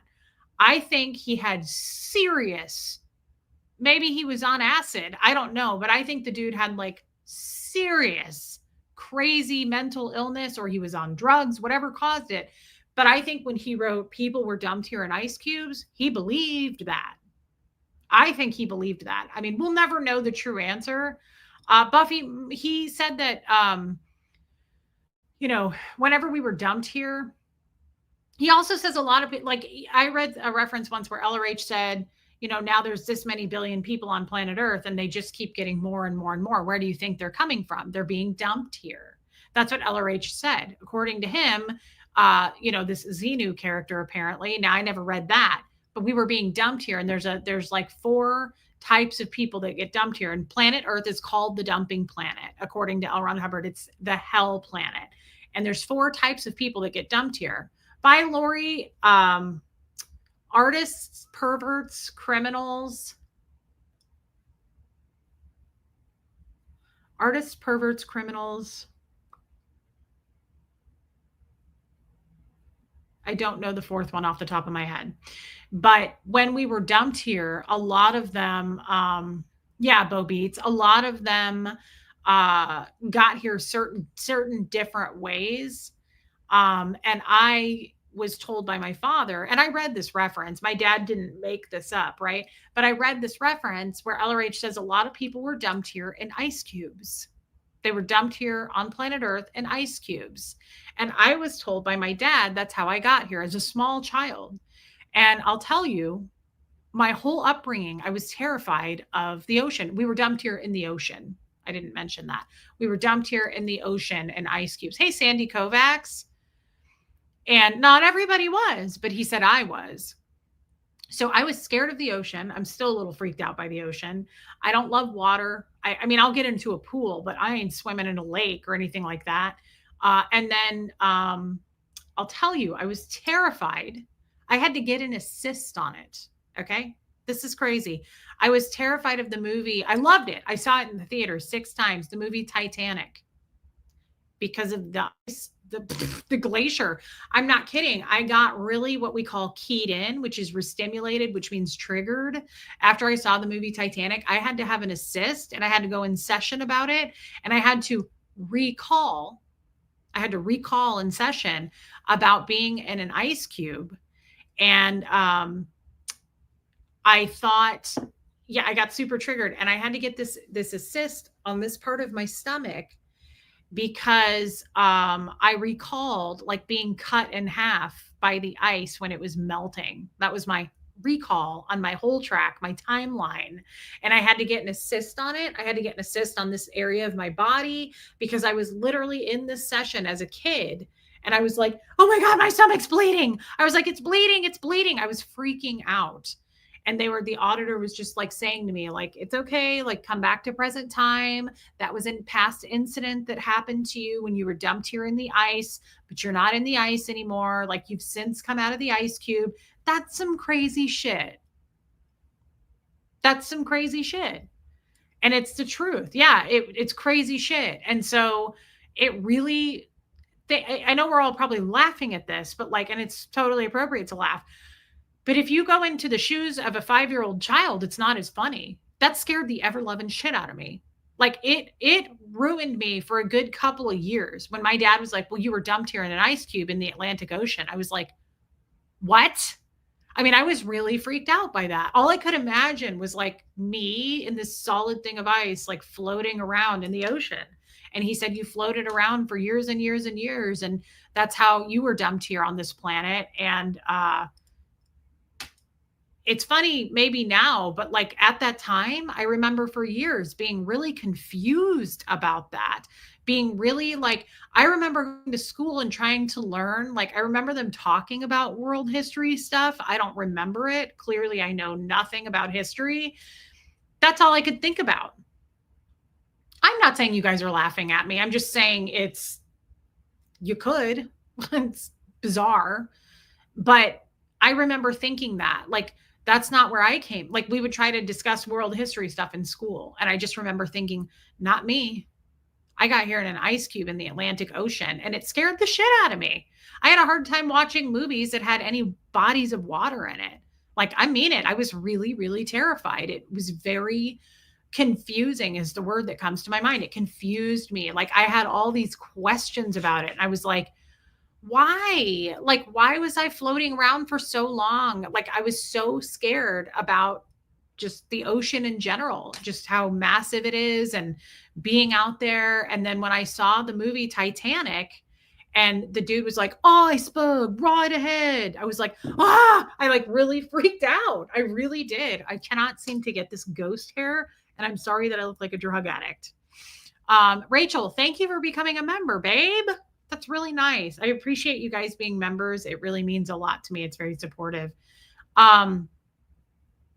Katie Fulton, you make a good point. I've never really gone into it. I've talked about it. I remember talking about it with Aaron way early on, and he was like, couldn't stop laughing about it. And I get it. It's funny. He certainly sounds like he got a lot done. Do you know about his early years? Jill Turner, whose early years? Charcoal Ninja. I never knew this story. It's how deeply it affected you. Yeah, I've never really talked too much about going into it. Like I said, I remember sharing it on a panel, I think with Aaron, or maybe it was just with Aaron, but I feel like there were other people, but I don't remember. Oh, thank you, Rachel. Oh my God. The memberships really do help and support me and Huxley. And so that's so nice. She upgraded her membership. Thank you, babe. Thank you. I can't see the memberships from here because I'm not on YouTube, on StreamYard, but thank you for that. I really appreciate it. That is very nice. I don't know much Jill Turner about his early years. There is a book that I started reading and I haven't, what's it called, guys? The Messiah. Is it something like that? I can't think of the book. About his early years. I just haven't really gotten too far into it. The Ice Cube thing, yeah, Katie, there's so many stories, Katie, that I don't talk about or that I've kind of talked on the surface of, but we don't go deep and how much it affected me. And I think now is because I don't, Katie, not at all. I think now I'm more ready to talk about this stuff. I think I'm more ready to talk about the story itself, but how it really affected me, especially as a child. Barefaced Messiah. Thank you, Shelley. And it did. It really did. That Ice Cube thing rocked my world for years and years. I would say I didn't fully recover from it to where I was like not super freaked out, probably till I was like 10. I think my dad told me when I was around the age of 5. And it took me quite a few years. I mean, I'm not kidding. I was freaked out by water. And when I saw Titanic, I was so freaked out by that. It really bothered me. Abigail, from what I've heard, I've concluded that LRH tried selling Dianetics to the mental health industry. And when he was rejected, he created Scientology with his kaleidoscope feelings influencing him. Yes. I've heard that too. Like he tried to sell Dianetics to the mental. That was the whole point of it. It's Dianetics, the modern science of mental health. And that, if you've read that book, I've read it twice. That is a difficult book to get through. It is such a load of shit, that book. And it's so many medical terms. It is, hey, Melissa, it is, I still don't really understand what he was trying to say in that book. I mean, he talks about engrams. Of course, it's about the reactive mind. That, though, I've read a lot of LRH's books. That one, I was like, this is like a foreign language for me. It was so hard for me to get that book. And not only do we have to read it, we have to get checked out on it. We have to get put on the cans about it. You have to do clay demos about it. You have to do writings about essays. Like, that was a tough book for me to get through. Abigail, thank you for that. Thank you for your super chat. Reese scared me from ever going back to buffets because of arm hair. So look at me. I did what my father did. Hey, Lizzie Meggs. Yeah, baby steps. That was it. I did what my dad did. To you right there, Buffy. I scared you guys into never going back to buffets. But you know what? I don't regret it. And I stand by what I said. It's a fact. It's a scientific fact. There are more arm hairs in this world than there are ghosts. And they've tested that. And it's a fact. And I personally feel, Buffy, that I've saved your life from it. Because if you ingest too many arm hairs, let's face it, like, your lungs don't want to be full of arm hairs. So it's a thing. And I don't feel bad about it. I don't regret it. And the buffets will thank you for it. Yorkie Mom, you should be. Arm hairs are very serious. Were you by the Atlantic, like in real life? Renee B, I don't know what oceans I've been in, but I was told I was dumped in the Atlantic. Rachel says, a lot of nose hairs as well. If you're someone like me, beard hairs, mustache hairs, like catfish hairs. Yeah, they're everywhere. Buffets are rampant with not just arm hairs, but the whole, hi, how you doing? Good. How are you? That too. So you know what? I don't want to hear that I scared you going to buffets again. Okay. Like, everybody is going to cough malaria, COVID, and trichinosis into the buffet food. It happens every time. Go to a buffet and just stand there for a minute and people watch. You'll see, it's hard to people watch because you're going to see all the arm hairs floating. Like, you won't be able to see the people because it'll be like a flurry of arm hairs, like a sandstorm, if you will. But then you'll hear it and people will be like, have you tried this corn? No, it's really good. Okay. So you're also going to have a lot of malaria, a lot of spittle, and trichinosis. Off topic, but it's a fact. It's a scientific fact. So I don't feel bad about it. And you won't make me feel bad about it. I saved your life, Buffy. You're welcome. Rachel says, probably completely off topic here. I don't think this is an off topic question at all. I think I just went off the rails. Henry's World Today, I think we all are. Speaking of, hold on.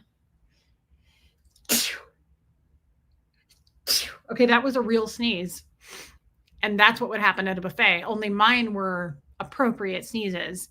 It's not going to be like me. It's going to be some big burly dude like Jeff. And he's going to be like, oh my God, they make the best rolls here. And he's going to COPD all over the place. So I don't want to hear about it. I don't want to hear about your misfortunes. Okay. I saved your life. Again, no need to thank me, but you're welcome. Yes, Buffy.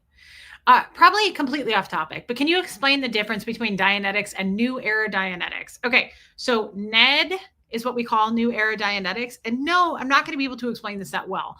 I personally haven't had a lot of NED auditing. I've had some NED auditing. So NED is done on different parts of the bridge. NED is typically done after the grades, and I did not make it to the grades. So as you go up the bridge, you get to the grades, then you do what's called NED. And some people go clear on NED and some people don't. But the next step would be, I'm almost positive, I'd have to look at a grade chart. The next step would be the CCRD, the Clear Certainty Rundown. So it's right before you go clear is where you do NED. So I haven't had a lot of NED, but NED addresses the body more so. Hey, Don Clark, NED is a form of auditing, first of all. So Dianetics is the book. Dianetics is the book that teaches you about the reactive mind, the effects of the reactive mind, getting rid of the reactive mind, all the pain and unconsciousness and all of that goes into the reactive mind. Look at, we're losing the crowd. People are like, this is the most boring ass subject. I get it. I would fall asleep to me too. But so Dianetics is the book that teaches you about the science of it, the reactive mind. Ned is an auditing performing action. So I had Ned auditing on the body, and it was performed on me called a pregnancy assist. And I had to have all this auditing. Hey, is Joe here? Hey, Joe. I had to have all this auditing as I got through the stages of pregnancy. And then you also have that auditing after the child is born. So after it's delivered, you have to complete that net assist, not Scientology, I just went blank, full on blank. The auditing action, I guess is what I'm trying to say. So Dianetics is the book, and it teaches you about the reactive mind. And it's more kind of body, like about body stuff. So like engrams, pain, unconsciousness, those things. Scientology is a different thing, and it's supposed to address the mind, the spirit, not the mind, the spirit, the Thetan. We call it the Thetan. So Dianetics and Scientology, even though you didn't ask me that, are two totally different things to a Scientologist. They're not the same thing. And a lot of new people, like brand new people who walk through the door, they will get what's called book one auditing. I've never had book one auditing in my life. That's for brand new people. I've seen brand new people off the street come in and get book one auditing, and that has to do with Dianetics. And that's where I've heard the commands. You sit there with another person, and they have you pull up an incident of a time when you had like unconsciousness or pain.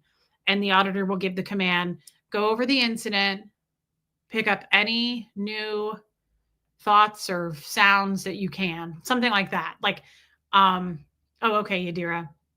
Yeah, true to it. Thank you. So it's totally a different thing. And to be quite honest with you, a full-blown Scientologist that's seasoned like me, they will all tell you, we don't do anything with Dianetics. That's for more new people walking through the door. It's kind of weird. Most people don't know that, but I've never had book one auditing in my life because it's for new people. It's not for people who are seasoned, if that makes sense. But it would be interesting, just back to my father. Like, I think it would be very interesting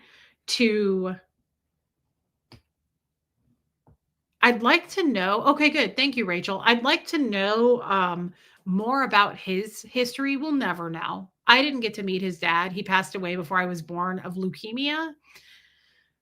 And his mother, I got to meet a couple of times. Thanks, while I did it again. His mother, I got to meet a couple of times. She seemed like a very nice lady. She was extremely strict. Love you, Bo Beats. Very, very, very Christian, strict woman. She might have been Catholic, actually. I'm not sure now that I think about it. But church and the Bible and all of those things meant everything to her. I have a few memories of her. Interesting little tidbit I'll tell you before we hop off. Well, I'm not leaving yet, but you might be. Interesting little tidbit. My memories of her, I was very young. My mom was still around. So that's the last time I saw my grandmother, his mother, and he hated her. He hated her. He thought she was a total SP. He said it to my mom. He said it to us. She's an SP. Well, we grew up in Omaha. She lived in Kansas City. My dad's from Kansas City. That's where he grew up. And my mom pushed my dad to get us to meet her. And he didn't want to do that. He did not want us to meet her, us meaning me and my sister, Brianna. And we went to meet her like 3 separate times over the course of probably a year, maybe 2. And I was frightened of her. She had short hair. Her name was Patricia, but she went by Pat. She smoked cigarettes and she chewed a lot of gum. Hey, Lisa. And is that Lisa? I can tell by the picture. And she had 2 cats, Peaches and Patches. And I was just scared of her because she was very serious about her Bible. And she would make my sister Brianna read from the Bible. And we were raised Scientologists. And I was too young to read from the Bible. So Brianna was 4 years older. And we'd sit on her couch, her creepy velvet, like brown floral couch. And Brianna would be forced to read the Bible and she'd cry. And my grandma, Pat, would be like, again, like she would make her read it. And it was so weird. It was just really not our thing because that's wasn't our thing. And I remember Katie Fulton. Peaches and Patches is everything though. It is. Interesting. See, I don't realize it. Marie Marion. I don't know if you realize this, but when you talk about Scientology, so you still say we instead of them. That's something I will be happy when that changes. I will too. I don't realize I'm doing it. Thank you for pointing it out. What, Joanne Hawley? I don't know what you mean. And I remember the last time we ever saw Pat, we got in the car, my dad and my mom picked us up. And these are crooked, aren't they? And it's going to make me crazy. We got in the car and my sister Brianna said, and she was so angry. My dad still told this story. That's how I also remember it because he would make me relive it. My dad said they picked us up one day and Brianna was in the back seat with me and she was so angry. And Brianna goes, why do we have to be in Scientology? Well, you're going to be disconnected from immediately if you poison Scientology like that. If you tear down Scientology anywhere near my father, especially, you will get the boot, right? You will get the boot. And he did. He did. I'll never forget that. My sister goes, why do we have to be in Scientology? And he looked at my mom and he said, is that good for you? He said, we're done. They'll never see her again. And we didn't. Hey, Leslie Mosley. Katie's still stuck on that. And I can see why. It was so funny. Peaches and Patches. It was so cute. And she was into those damn cats. Like those were her life. All she did was smoke cigarettes. She made this really good salad that she would put into a giant container of like, she used one of those like kitty litter buckets. Like she washed out the bucket. And I think old people did that in the 80s. I know, Katie, me too. And she washed out the kitty litter bucket and, Lumen. And she would make like this giant salad and store it in the kitty litter bucket and then like give some of it to my mom. And my mom still talks about it. She's like, I love that salad that Pat used to make. And I was like, yeah, well, she put it in kitty litter buckets. That's kind of gross. You know what's weird about that? My other grandma, my mom's mom, who's from Italy, she did the same thing. Is this an old person thing? Fred kind of did that too. Fred would store things in like pickle jars. I'm like, you guys can just go to Target and get some containers because you guys look weird doing this. My grandma would make like my grandma was from Italy and she would make giant like amounts of pasta and meatballs and she'd like put it into like Tide containers, like laundry detergent containers. Like that can't be safe. I don't know about you, but to me, that's like going to a buffet. I feel like I'm going to catch something. Like, I don't know. I don't know that that's appropriate, but it's weird. It's an old people thing. I've seen them do it, Original Ann. Kitty litter bucket salad. Yeah, it was really gross. Yeah, it's pretty sick, Buffy. But she was so attached to those cats. So she liked her kitty litter bucket salad, her cigarettes, her gum. She had a lot of gum everywhere, packages of gum. And then she would just really talk to Peaches and Patches a lot. Like she would full on conversations with them. And that's probably where I get my weirdness, to be honest, with my animals. I know, Jojo. Yeah, we really went off the rails there, didn't we? Interesting, though. You know, okay, so this is another one. Franklin says, Reese, you understand who L. Ron Hubbard hung out with. I don't, because we were not told that as Scientologists, Franklin. So the only reason I know some things is because long ago Tommy told me. But also, I know Rocks in a Box is so gross. But also, it was from the Aftermath show with Leah and Mike. Yeah, Original Ann, I would say that's true. Leah and Mike did, I think out of the Aftermath, all of the episodes, some of those were my favorites where they talked about the life of LRH because I didn't know any of that. Well, I did it again. I didn't know any of that, if that makes sense. Like we are told as Scientologists, hey, look, I just did it. We were told? No, we were told as Scientologists. It's okay to say that because that's not me saying I am a Scientologist. That's just saying when I was a Scientologist. That's progress. We were told, like, he was a doctor, he was a scientist, he had a PhD, all those things. He was a Eagle Scout. He was like a Navy colonel or an admiral. I was told something totally different than what you guys know about L. Ron Hubbard, even down to doing drugs. I didn't know all that shit. Of course, I didn't know that. You know what else we were told? He only had one wife, Mary Sue, and he had his 4 children with Mary Sue, right? That's also not true. The dude was married. Hey, West Coast Fancy Nancy. He was married like, was it 3 or 4 times? And he had like 7 children. Conveniently, yeah, and conveniently, we weren't told any of that. So I didn't know all of this. So the Katie Fulton says Jack Parsons, Aleister Crowley, right? And then some. Yes, apparently. And I only know this more so from Tommy a long time ago told me that he said, he goes, that dude like, first of all, hey, Pat Jonas, I was told, Tommy told me he did heavy drugs and he was really into like dark, like black magic, like sex rituals, like trying to bring demons out and shit. I don't know if that's true. I'm going to assume it's true. I don't know for sure if that's true, but I know the Aleister Crowley and Jack Parsons dude, weren't both of those guys like into witchcraft, like black magic and demonic shit, like tapping into the other side? Sadism with Crowley. Okay. Yes, they touched on that a little bit on the Leah Remini show, but one of his wives, he stole one of his wives from Parsons. I think one of the women was Parsons' girlfriend, and they said this on the show, Leah Remini's show, that LRH stole the girlfriend. But before all of that happened, apparently they like practiced really weird ass sex rituals with her, like they were abusive to her. Like she apparently came out and talked about that. I don't know if that's true because I haven't seen it or heard it with my own ears. How is that possible, Megan Roberts? It's like 100 degrees here. Where are you?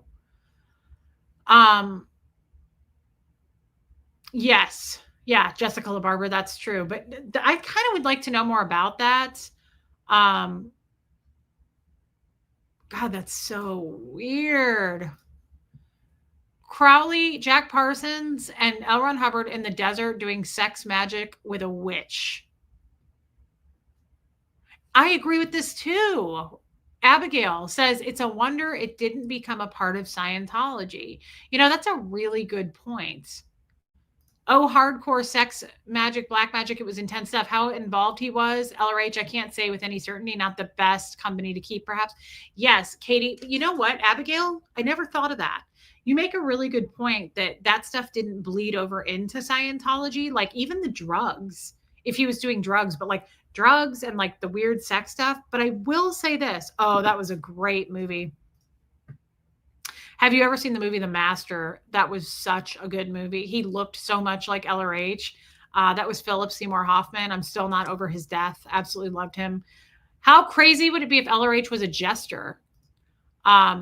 No, Dr. MLS, we know that now, but we were told that as Scientologists that he was like a really big deal and a doctor and a scientist and an admiral and all that shit, right? But you know, I will say this, Abigail, there are some weird ass sexual things about Scientology. Like he clearly was obsessed with sex. Like that is a fact. I know that because I got my first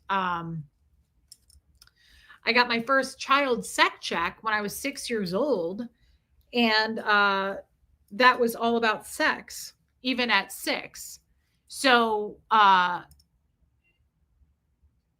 moving up from there through the ranks and doing more sex checks until I was in my 30s, all of it went back to sex. A lot of it did. It's not 100% based on sex. I won't say that. Like my trainings and all of that isn't. Now, some of the TRs have sex stuff in it, right? A lot of the TRs have sex stuff in it that I was put on at a young age. But it is, well, I guess what I'm trying to say, it's woven into the fabric of it for sure. Like LRH definitely was obsessed with sex. I say this all the time. Like, everybody in Scientology has normal sex, I promise, right?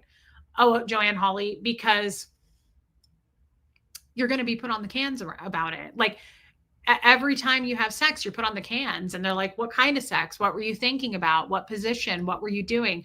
Good. Let's talk about an earlier similar time that you had sex in that way. Good. Let's go back. Let's go back down the whole track on sex. Like, a lot of stuff revolves around sex in Scientology, and it's not just sex with humans.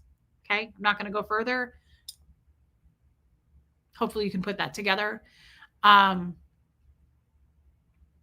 Oh my God. And somebody emailed me the other day. I forgot about this. Didn't LRH die of pancreatitis? Didn't they say that on the show? Someone emailed me and they were like, holy shit, Reese, you have pancreatitis? That's what dude died from. I think he did. I think he died from pancreatitis, if I recall. I'm not sure. It might have said stroke on his death certificate. Yeah, no, Abigail. But I swear, somebody told me that once, or maybe it was on the Aftermath show, but I swear someone said he died of pancreatitis. But I just back to that subject, the sex thing is super, super strange. It's super weird. Like, it's beyond weird. Yeah, he's a pervert. Yeah. Yeah, Pat Jonas. He was a super pervert. He was. I mean, asking kids sex questions. And then, not to mention, I know, Megan Roberts, not to mention just the involvement of children. Interesting question, Verbo Boss. Is there a long-term impact of the Purification Rundown? Does it damage the pancreas? I have been told yes. I'm not educated enough to know the answer to that. I think there could be, I've been told there are long-term effects on the amount. I've had 5 Purifs, and on the amount of niacin alone. Like, the last Purif I did, I think I was up to like 5,800 milligrams a day of niacin. You're supposed to get up to like 6,000, I'm pretty sure, or really close to that before they let you finish it. And so I'm sure there are some long-term side effects, health effects from doing a purification rundown. I mean, it's not just niacin. You gulp down tons of oil. You have to drink a ton of oil. Okay, Abigail, you have to take a ton of lecithin.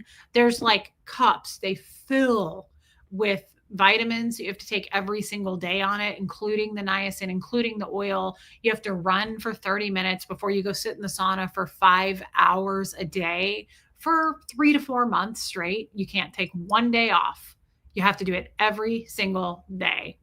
Rocks in a Box, it's I don't know what oil it is. Honestly, I don't know what the oil is. I just know the Purif person fills up this cup of oil, and you have to drink that.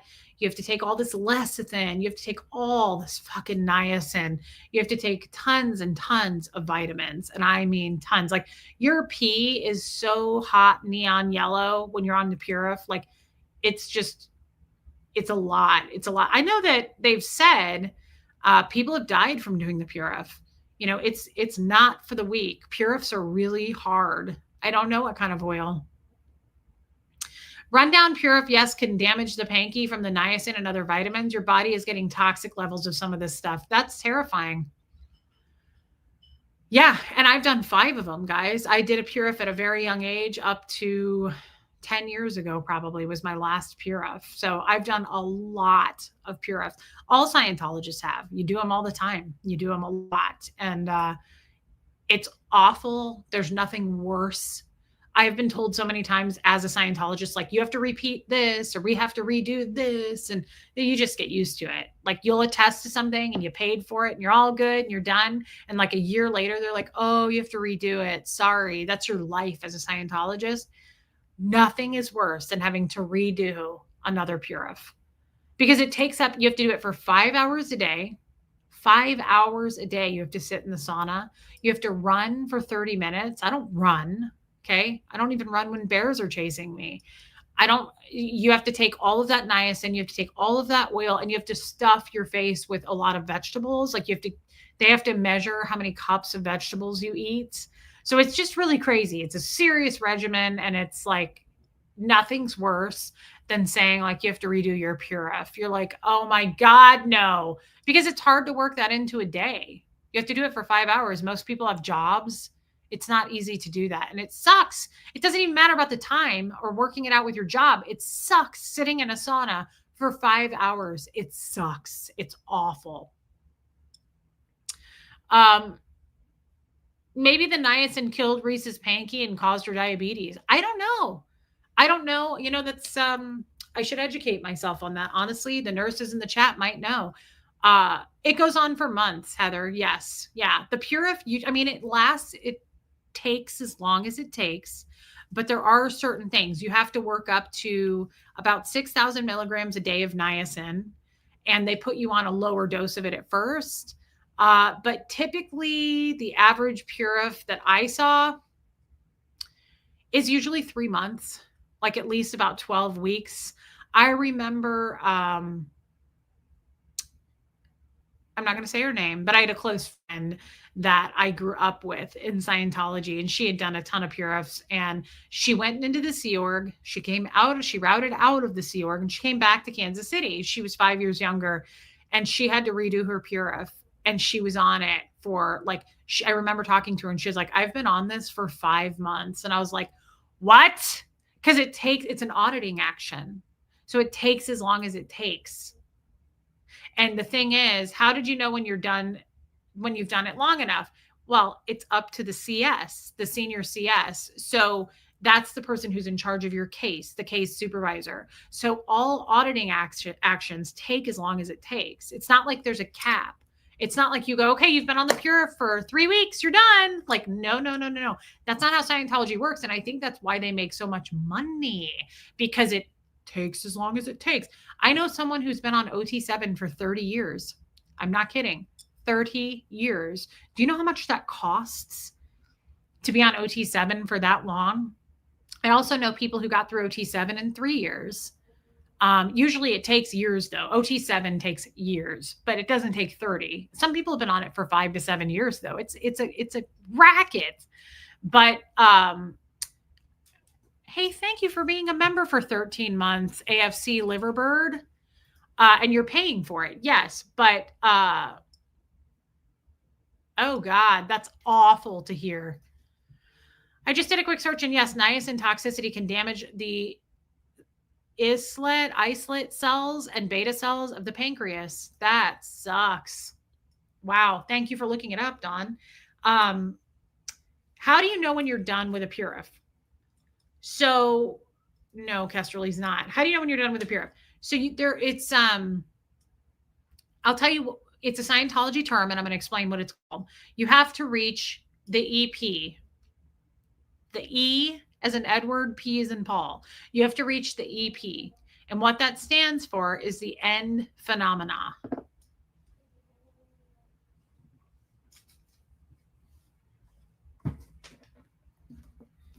Here's my assists processing handbook. I'm just going to show you. I've shown this to you before.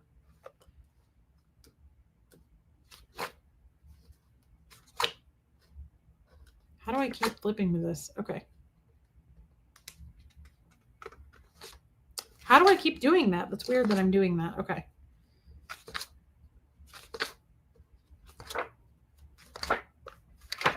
All right. Let me just hold it normal. Hold on. I know a lot of Scientologists that are diabetic, a lot.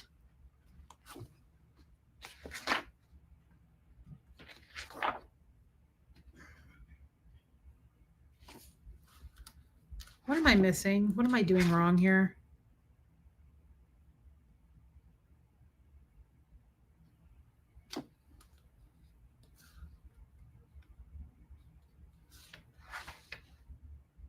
Okay, here's one. How stupid and vague.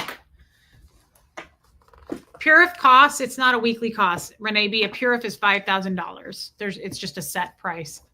See the bottom of this? So process for an illness. Gee, how vague. See the bottom of that? Run these commands to EP, end phenomena. Process for handling an illness or a physical condition. See the last sentence? Run to end phenomena. I just wanted to show that to you so you could kind of see in writing what I was saying. So you reach the EP. Every auditing step and procedure and process in Scientology, you run it to the EP. So every single one, hey, Marissa Martin has a different EP. So it's a specific thing. Like, for instance, Going Clear has a very specific EP. I don't know what it is because I never went clear, but there are certain ones that are very specific. So the person getting the auditing has to do this. They have to stand on their left foot. They have to have this cognition, and they have to say that the room is brighter. And I'm not kidding.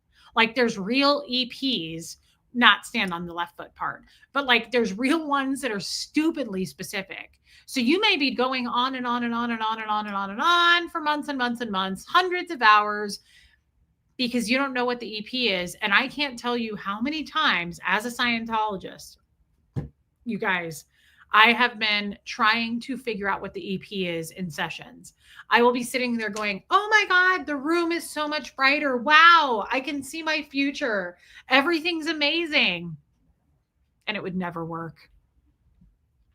So the Purif, I don't know exactly what the EP is on the Purif, but you have to do it you have to get to the 6,000 or close to milligrams of niacin, first of all. So even if you were to reach the EP, even if you tried to fast it and like do it quicker than, like, let's say you did it for 2 weeks and you were like, wow, I'm done. They would say, no, you're not, because you didn't get to the 6,000 milligrams.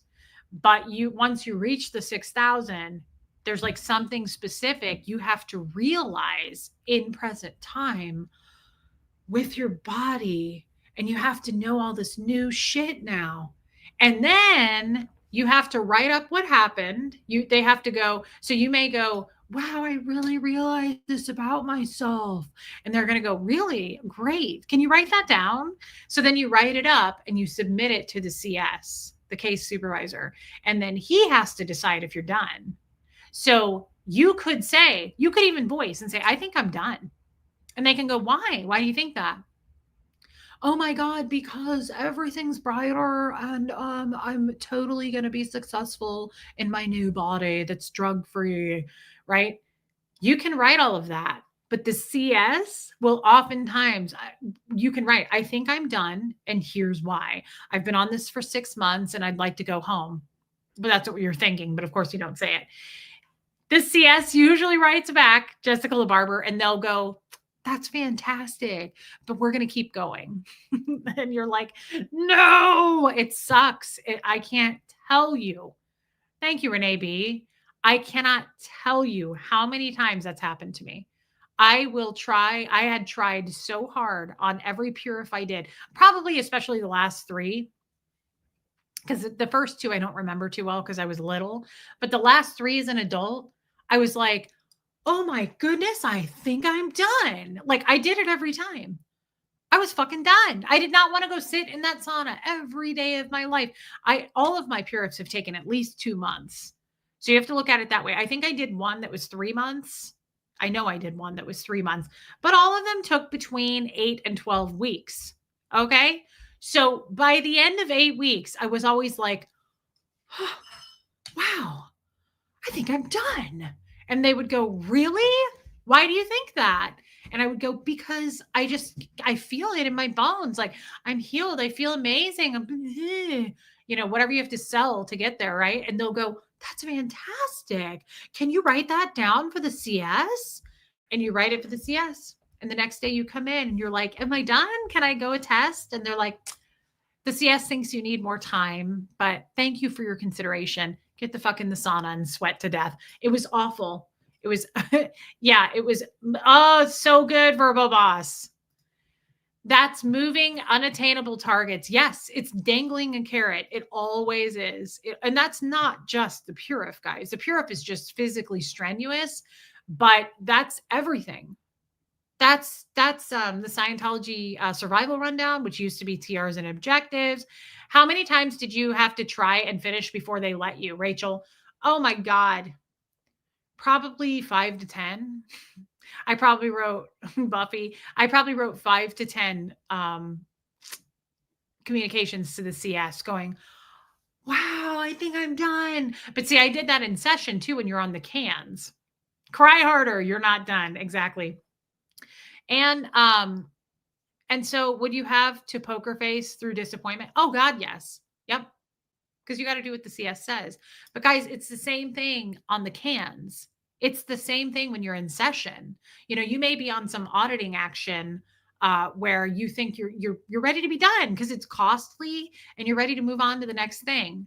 And so I always did that too. I'd be on the cans and I'd be like, wow, I think I've finished this action. I really see a difference.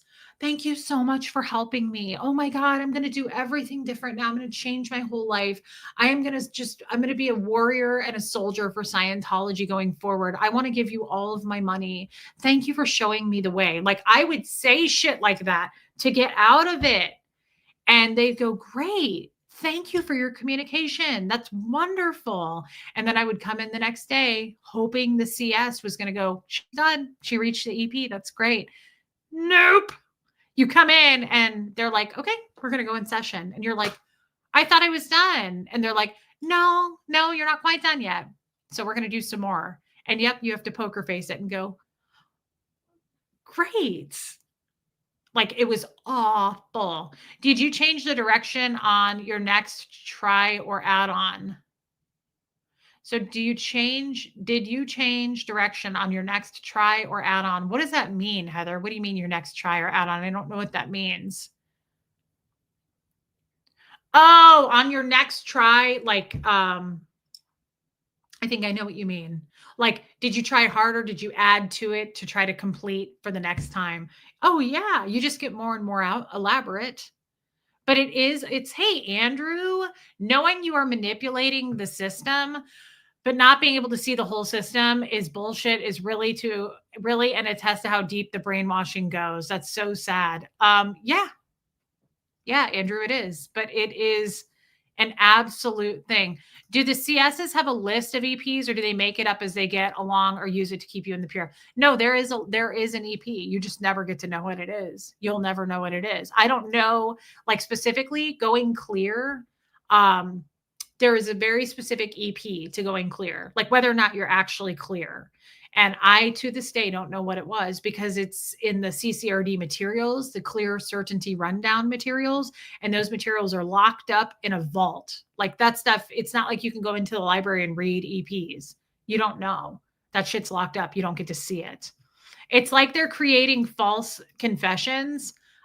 You definitely likely were not the only one guessing EPs. Try to get, oh God, I know I wasn't. It's happening right as we speak, right?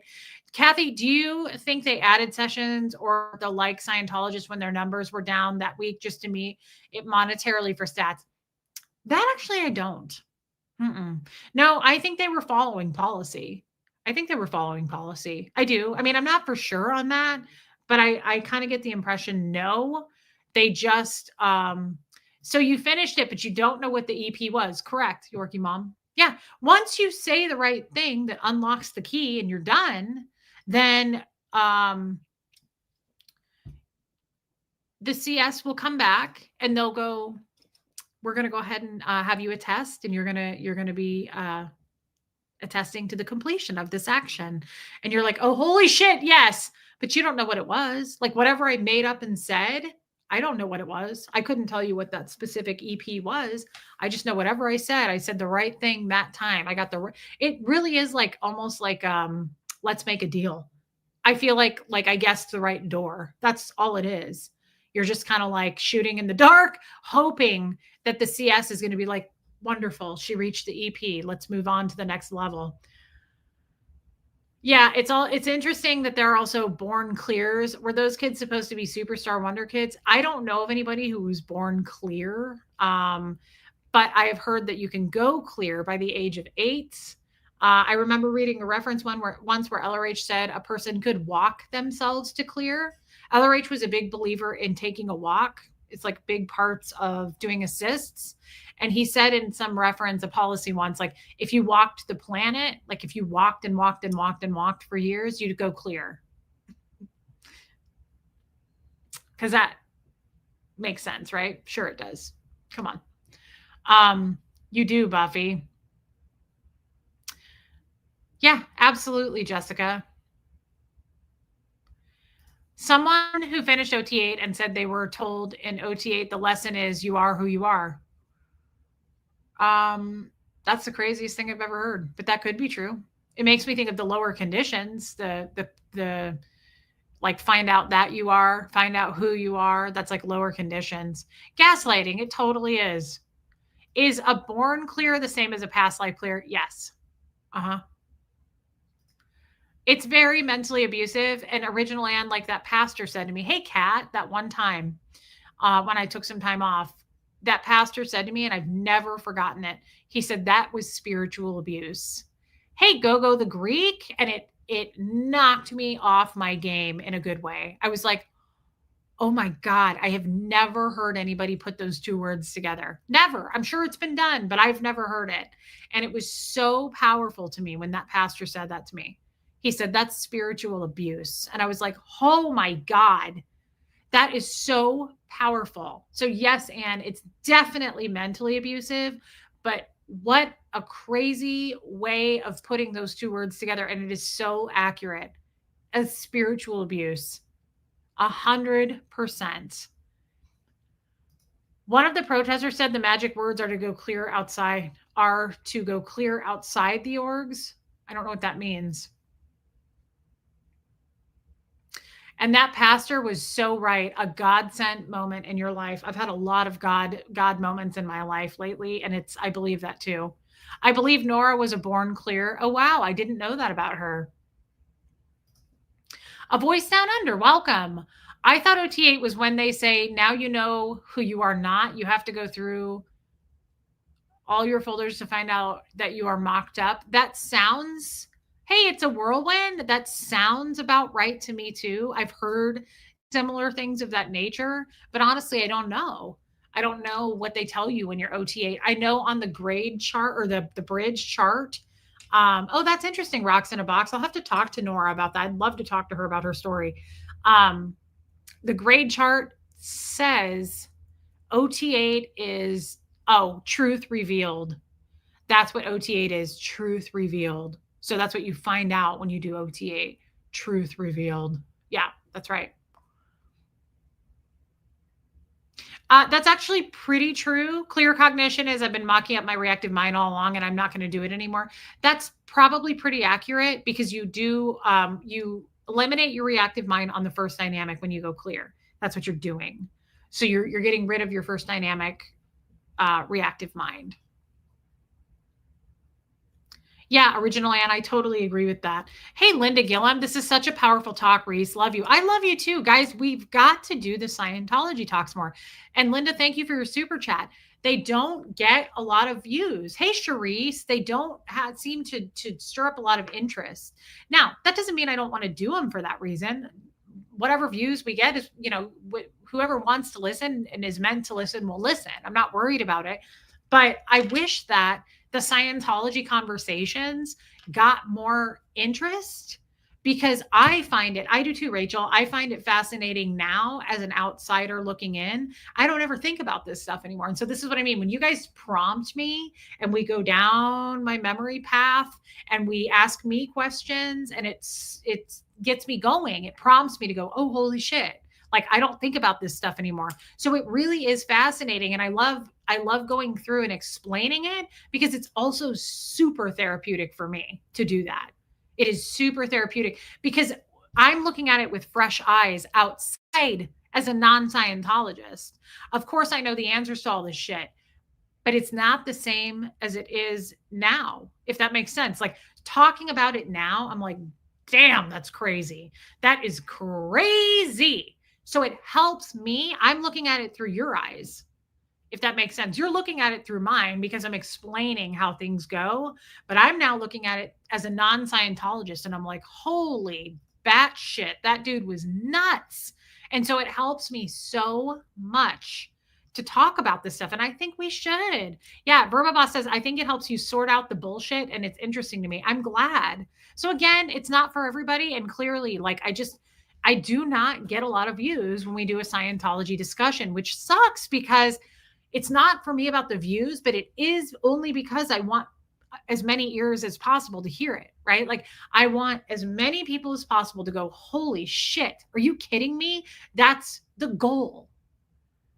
We want our voice heard. We have to make this way more well known. And I realize it's not like I'm the only one doing it. There's other channels spreading the good word. Thank God for that. But I enjoy talking about this stuff, and as many voices as we can possibly have will only be better. So as many possible channels out there talking about this stuff is important. There shouldn't just be one. There shouldn't just be two. It's very important to spread this stuff, and we all have a voice, and we all have, honestly, I think, an obligation to do it. Yeah, Armini, that's so true. Mellow Bun. Hi, Reese. Been a while for a live. Hope you're feeling better. Thank you. And I love you too. Thank you for making it. Hey, DS Kitty Diane. Oh, it's Lisa F. Okay, well, welcome in, babe. Michael Malloy. LRH took ideas from the Mormon Church and Crowley. Interesting. I didn't know he took ideas. I'm sure he took ideas from a lot of churches. I'm sure he did. And thanks for being a member, Michael. Lady O, you make Scientology easier to understand. Thank you for saying that. I love you, Elaine. I love breaking it down. And like I said, it's like new eyes going over this stuff. It is for me. It's like new mind and new set of eyes, not Scientology mind and not Scientology eyes anymore, if that makes sense. Like I'm now able to educate people on it, but as an outsider. And that is some crazy shit for me. That is so invigorating. It's exciting because now I'm on your team. I'm a member out here. I'm not in there anymore, but I can at least speak to what happened and I can break shit down. And it feels so good to do that. I enjoy doing it. I really, really look, I can't educate you. Hey, Stacey Toms, I can't educate you on anything outside of that subject. I am not going to pretend like I'm this smart person and I'm going to teach you guys things. You teach me things. I don't know shit about this outside world. I'm learning little by little, but I don't know much out here. But it feels good. I can speak Scientology for hours and hours and hours, right? And I can educate you on it and I can teach you things about it. And we can learn stuff together and we come to our own conclusions now that I'm out here. And it just feels so freeing. Yeah, Katie Fulton, it feels so liberating. It's like, oh, like the Ice Cube thing. I feel very free now after I talked about that story at length tonight with you guys. I feel better about it. It's like some of the charge came off. I don't feel as frightened about it. And hey, Martin, I love you too. And I don't feel as like it's weighing on me as much. That weighed on me as a child. No pun intended. Ice cubes weigh a lot. That weighed on me big time as a child. It scared me a lot. It was very like I had nightmares about it. I was scared of water because of it. So to talk about that in depth today, to go at length into that really helped. And it educated you guys on how psychotic it really is. To do that to a kid, that's abusive right there. It's super abusive. Why would you know how easy it is to scare a child? Of course we do. Like you could really easily scare a kid. You could manipulate and take advantage and scare a child. You can lie to them about anything if you wanted to. You could totally lie and say like, oh, there's a monster that comes out under your bed every night. But like that would ruin a kid. That would scare a kid for life. Yes, Heather. And they'd grow up to say, when that person told me that, it scared the shit out of me. I was like super triggered by that. And I was very triggered by that story that I was dumped here in ice. Yeah, Mama E. Reese, you would be a good public speaker about the abuse of Scientology. Thank you, Original Ann. And while I did it again, maybe I will be. You know, maybe that's maybe that will be an opportunity or a path for me, an avenue to go down in my future. I hope it is. I'd love to be a public speaker about Scientology. I'd love to spread the word there and use my voice, right? I think we all should. Again, I think we all have an obligation to do that. Linda, you taught me so much about Scientology and the jerky gestures. We really should talk about the gestures more too. That's a whole other can of worms, girl. Thank you, Katie. You have emotional intelligence that can't be taught. Thank you, Renee B. Abigail, there will be false teachers among you. In their greed, they will make up clever lies to get hold of your money. But God condemned them long ago, and their destruction won't be delayed. Wow. That's a good one. Abigail, that's very powerful. Thank you for sharing that one. And thank you again for the super chat. Abigail, I'm very grateful for that. Guys, I really appreciate it very much when you super chat or become a member or gift memberships. Again, I don't ever ask for that, but I want to at least really take a minute to say it's never taken for granted, and it helps me in Huxley. And I'm just, thank you. I just want you to know that I don't ever overlook that. And I think about it every day. I think about how lucky I am that I've had my channel for 2 years and people still tip me and people still come and watch me and people take time to sit with me and be a member, whatever it is you do. Give me your wisdom, any gift. It's a gift. Whether it be a super chat or not, it's a gift. And I appreciate it. And I want you to know that. Hey, SoCal Joy. It is, Buffy, and I would like to do more of it. Could do one day a week about Scientology and one day about gestures on YouTube videos. We totally could do that. I honestly would like to do probably more than one video a week about Scientology. I'm glad, Candace. I really think it's time to, for me, just therapeutic wise, I think that we should open this up a little more and talk about this stuff, have discussions about it, answer questions. It's not going to be for everybody. And for a lot of people, it's boring. And it's a small ass community to begin with. But I hope to open that up and make it a bigger community.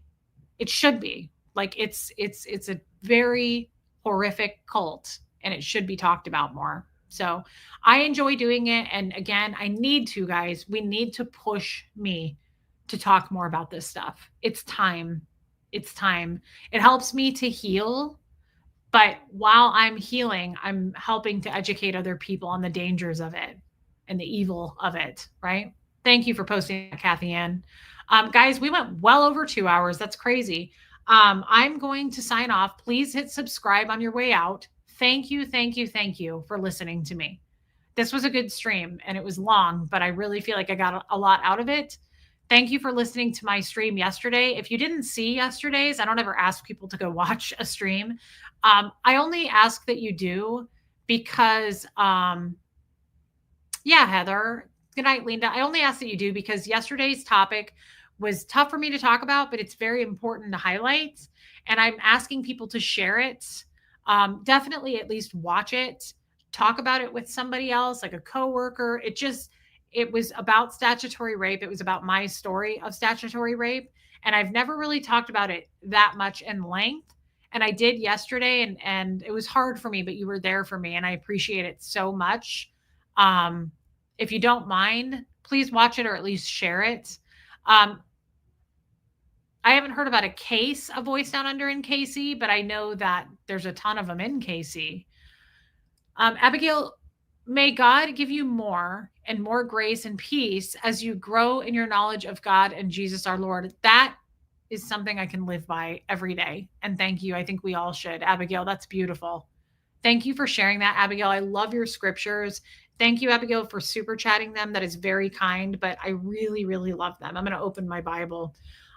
Thank you, Jojo. I appreciate that. Love you, Mama E. And guys, I really love all of you. Thank you for being here, A Voice Down Under. Thank you, Original Ann. I love it when you're here. Mods, thank you for being here. I will be back tomorrow. This week, I might be streaming out in public on my phone. I just don't know what day yet. It could be tomorrow. So stay tuned for that. I love you, Heather. And guys, I mean it. I love all of you. And thank you for loving me back. Thank you for waiting on me. I mean that. Thank you for waiting on me. You guys met me where I was at. Love you, Stacy Toms. And I love you, Don Paraso. You guys always treated me with such love and respect and kindness over these years. And while you were probably going nuts, going, Reese, wake up. I'm waking up now and I'm ready to roll. So thank you for staying with me, holding my hand through it, keeping me safe. I love you, Yorkie Mom. I love you guys, Rocks in a Box. And so that's what means the most to me. And I hope that we take this way farther than it is. I hope we do. I hope we make a really big difference in this world. And I hope you all come with me because you're a part of it. So thank you. I love you, Original Ann. All right, guys, I should see you tomorrow. I'm going to sign off and here comes Fred.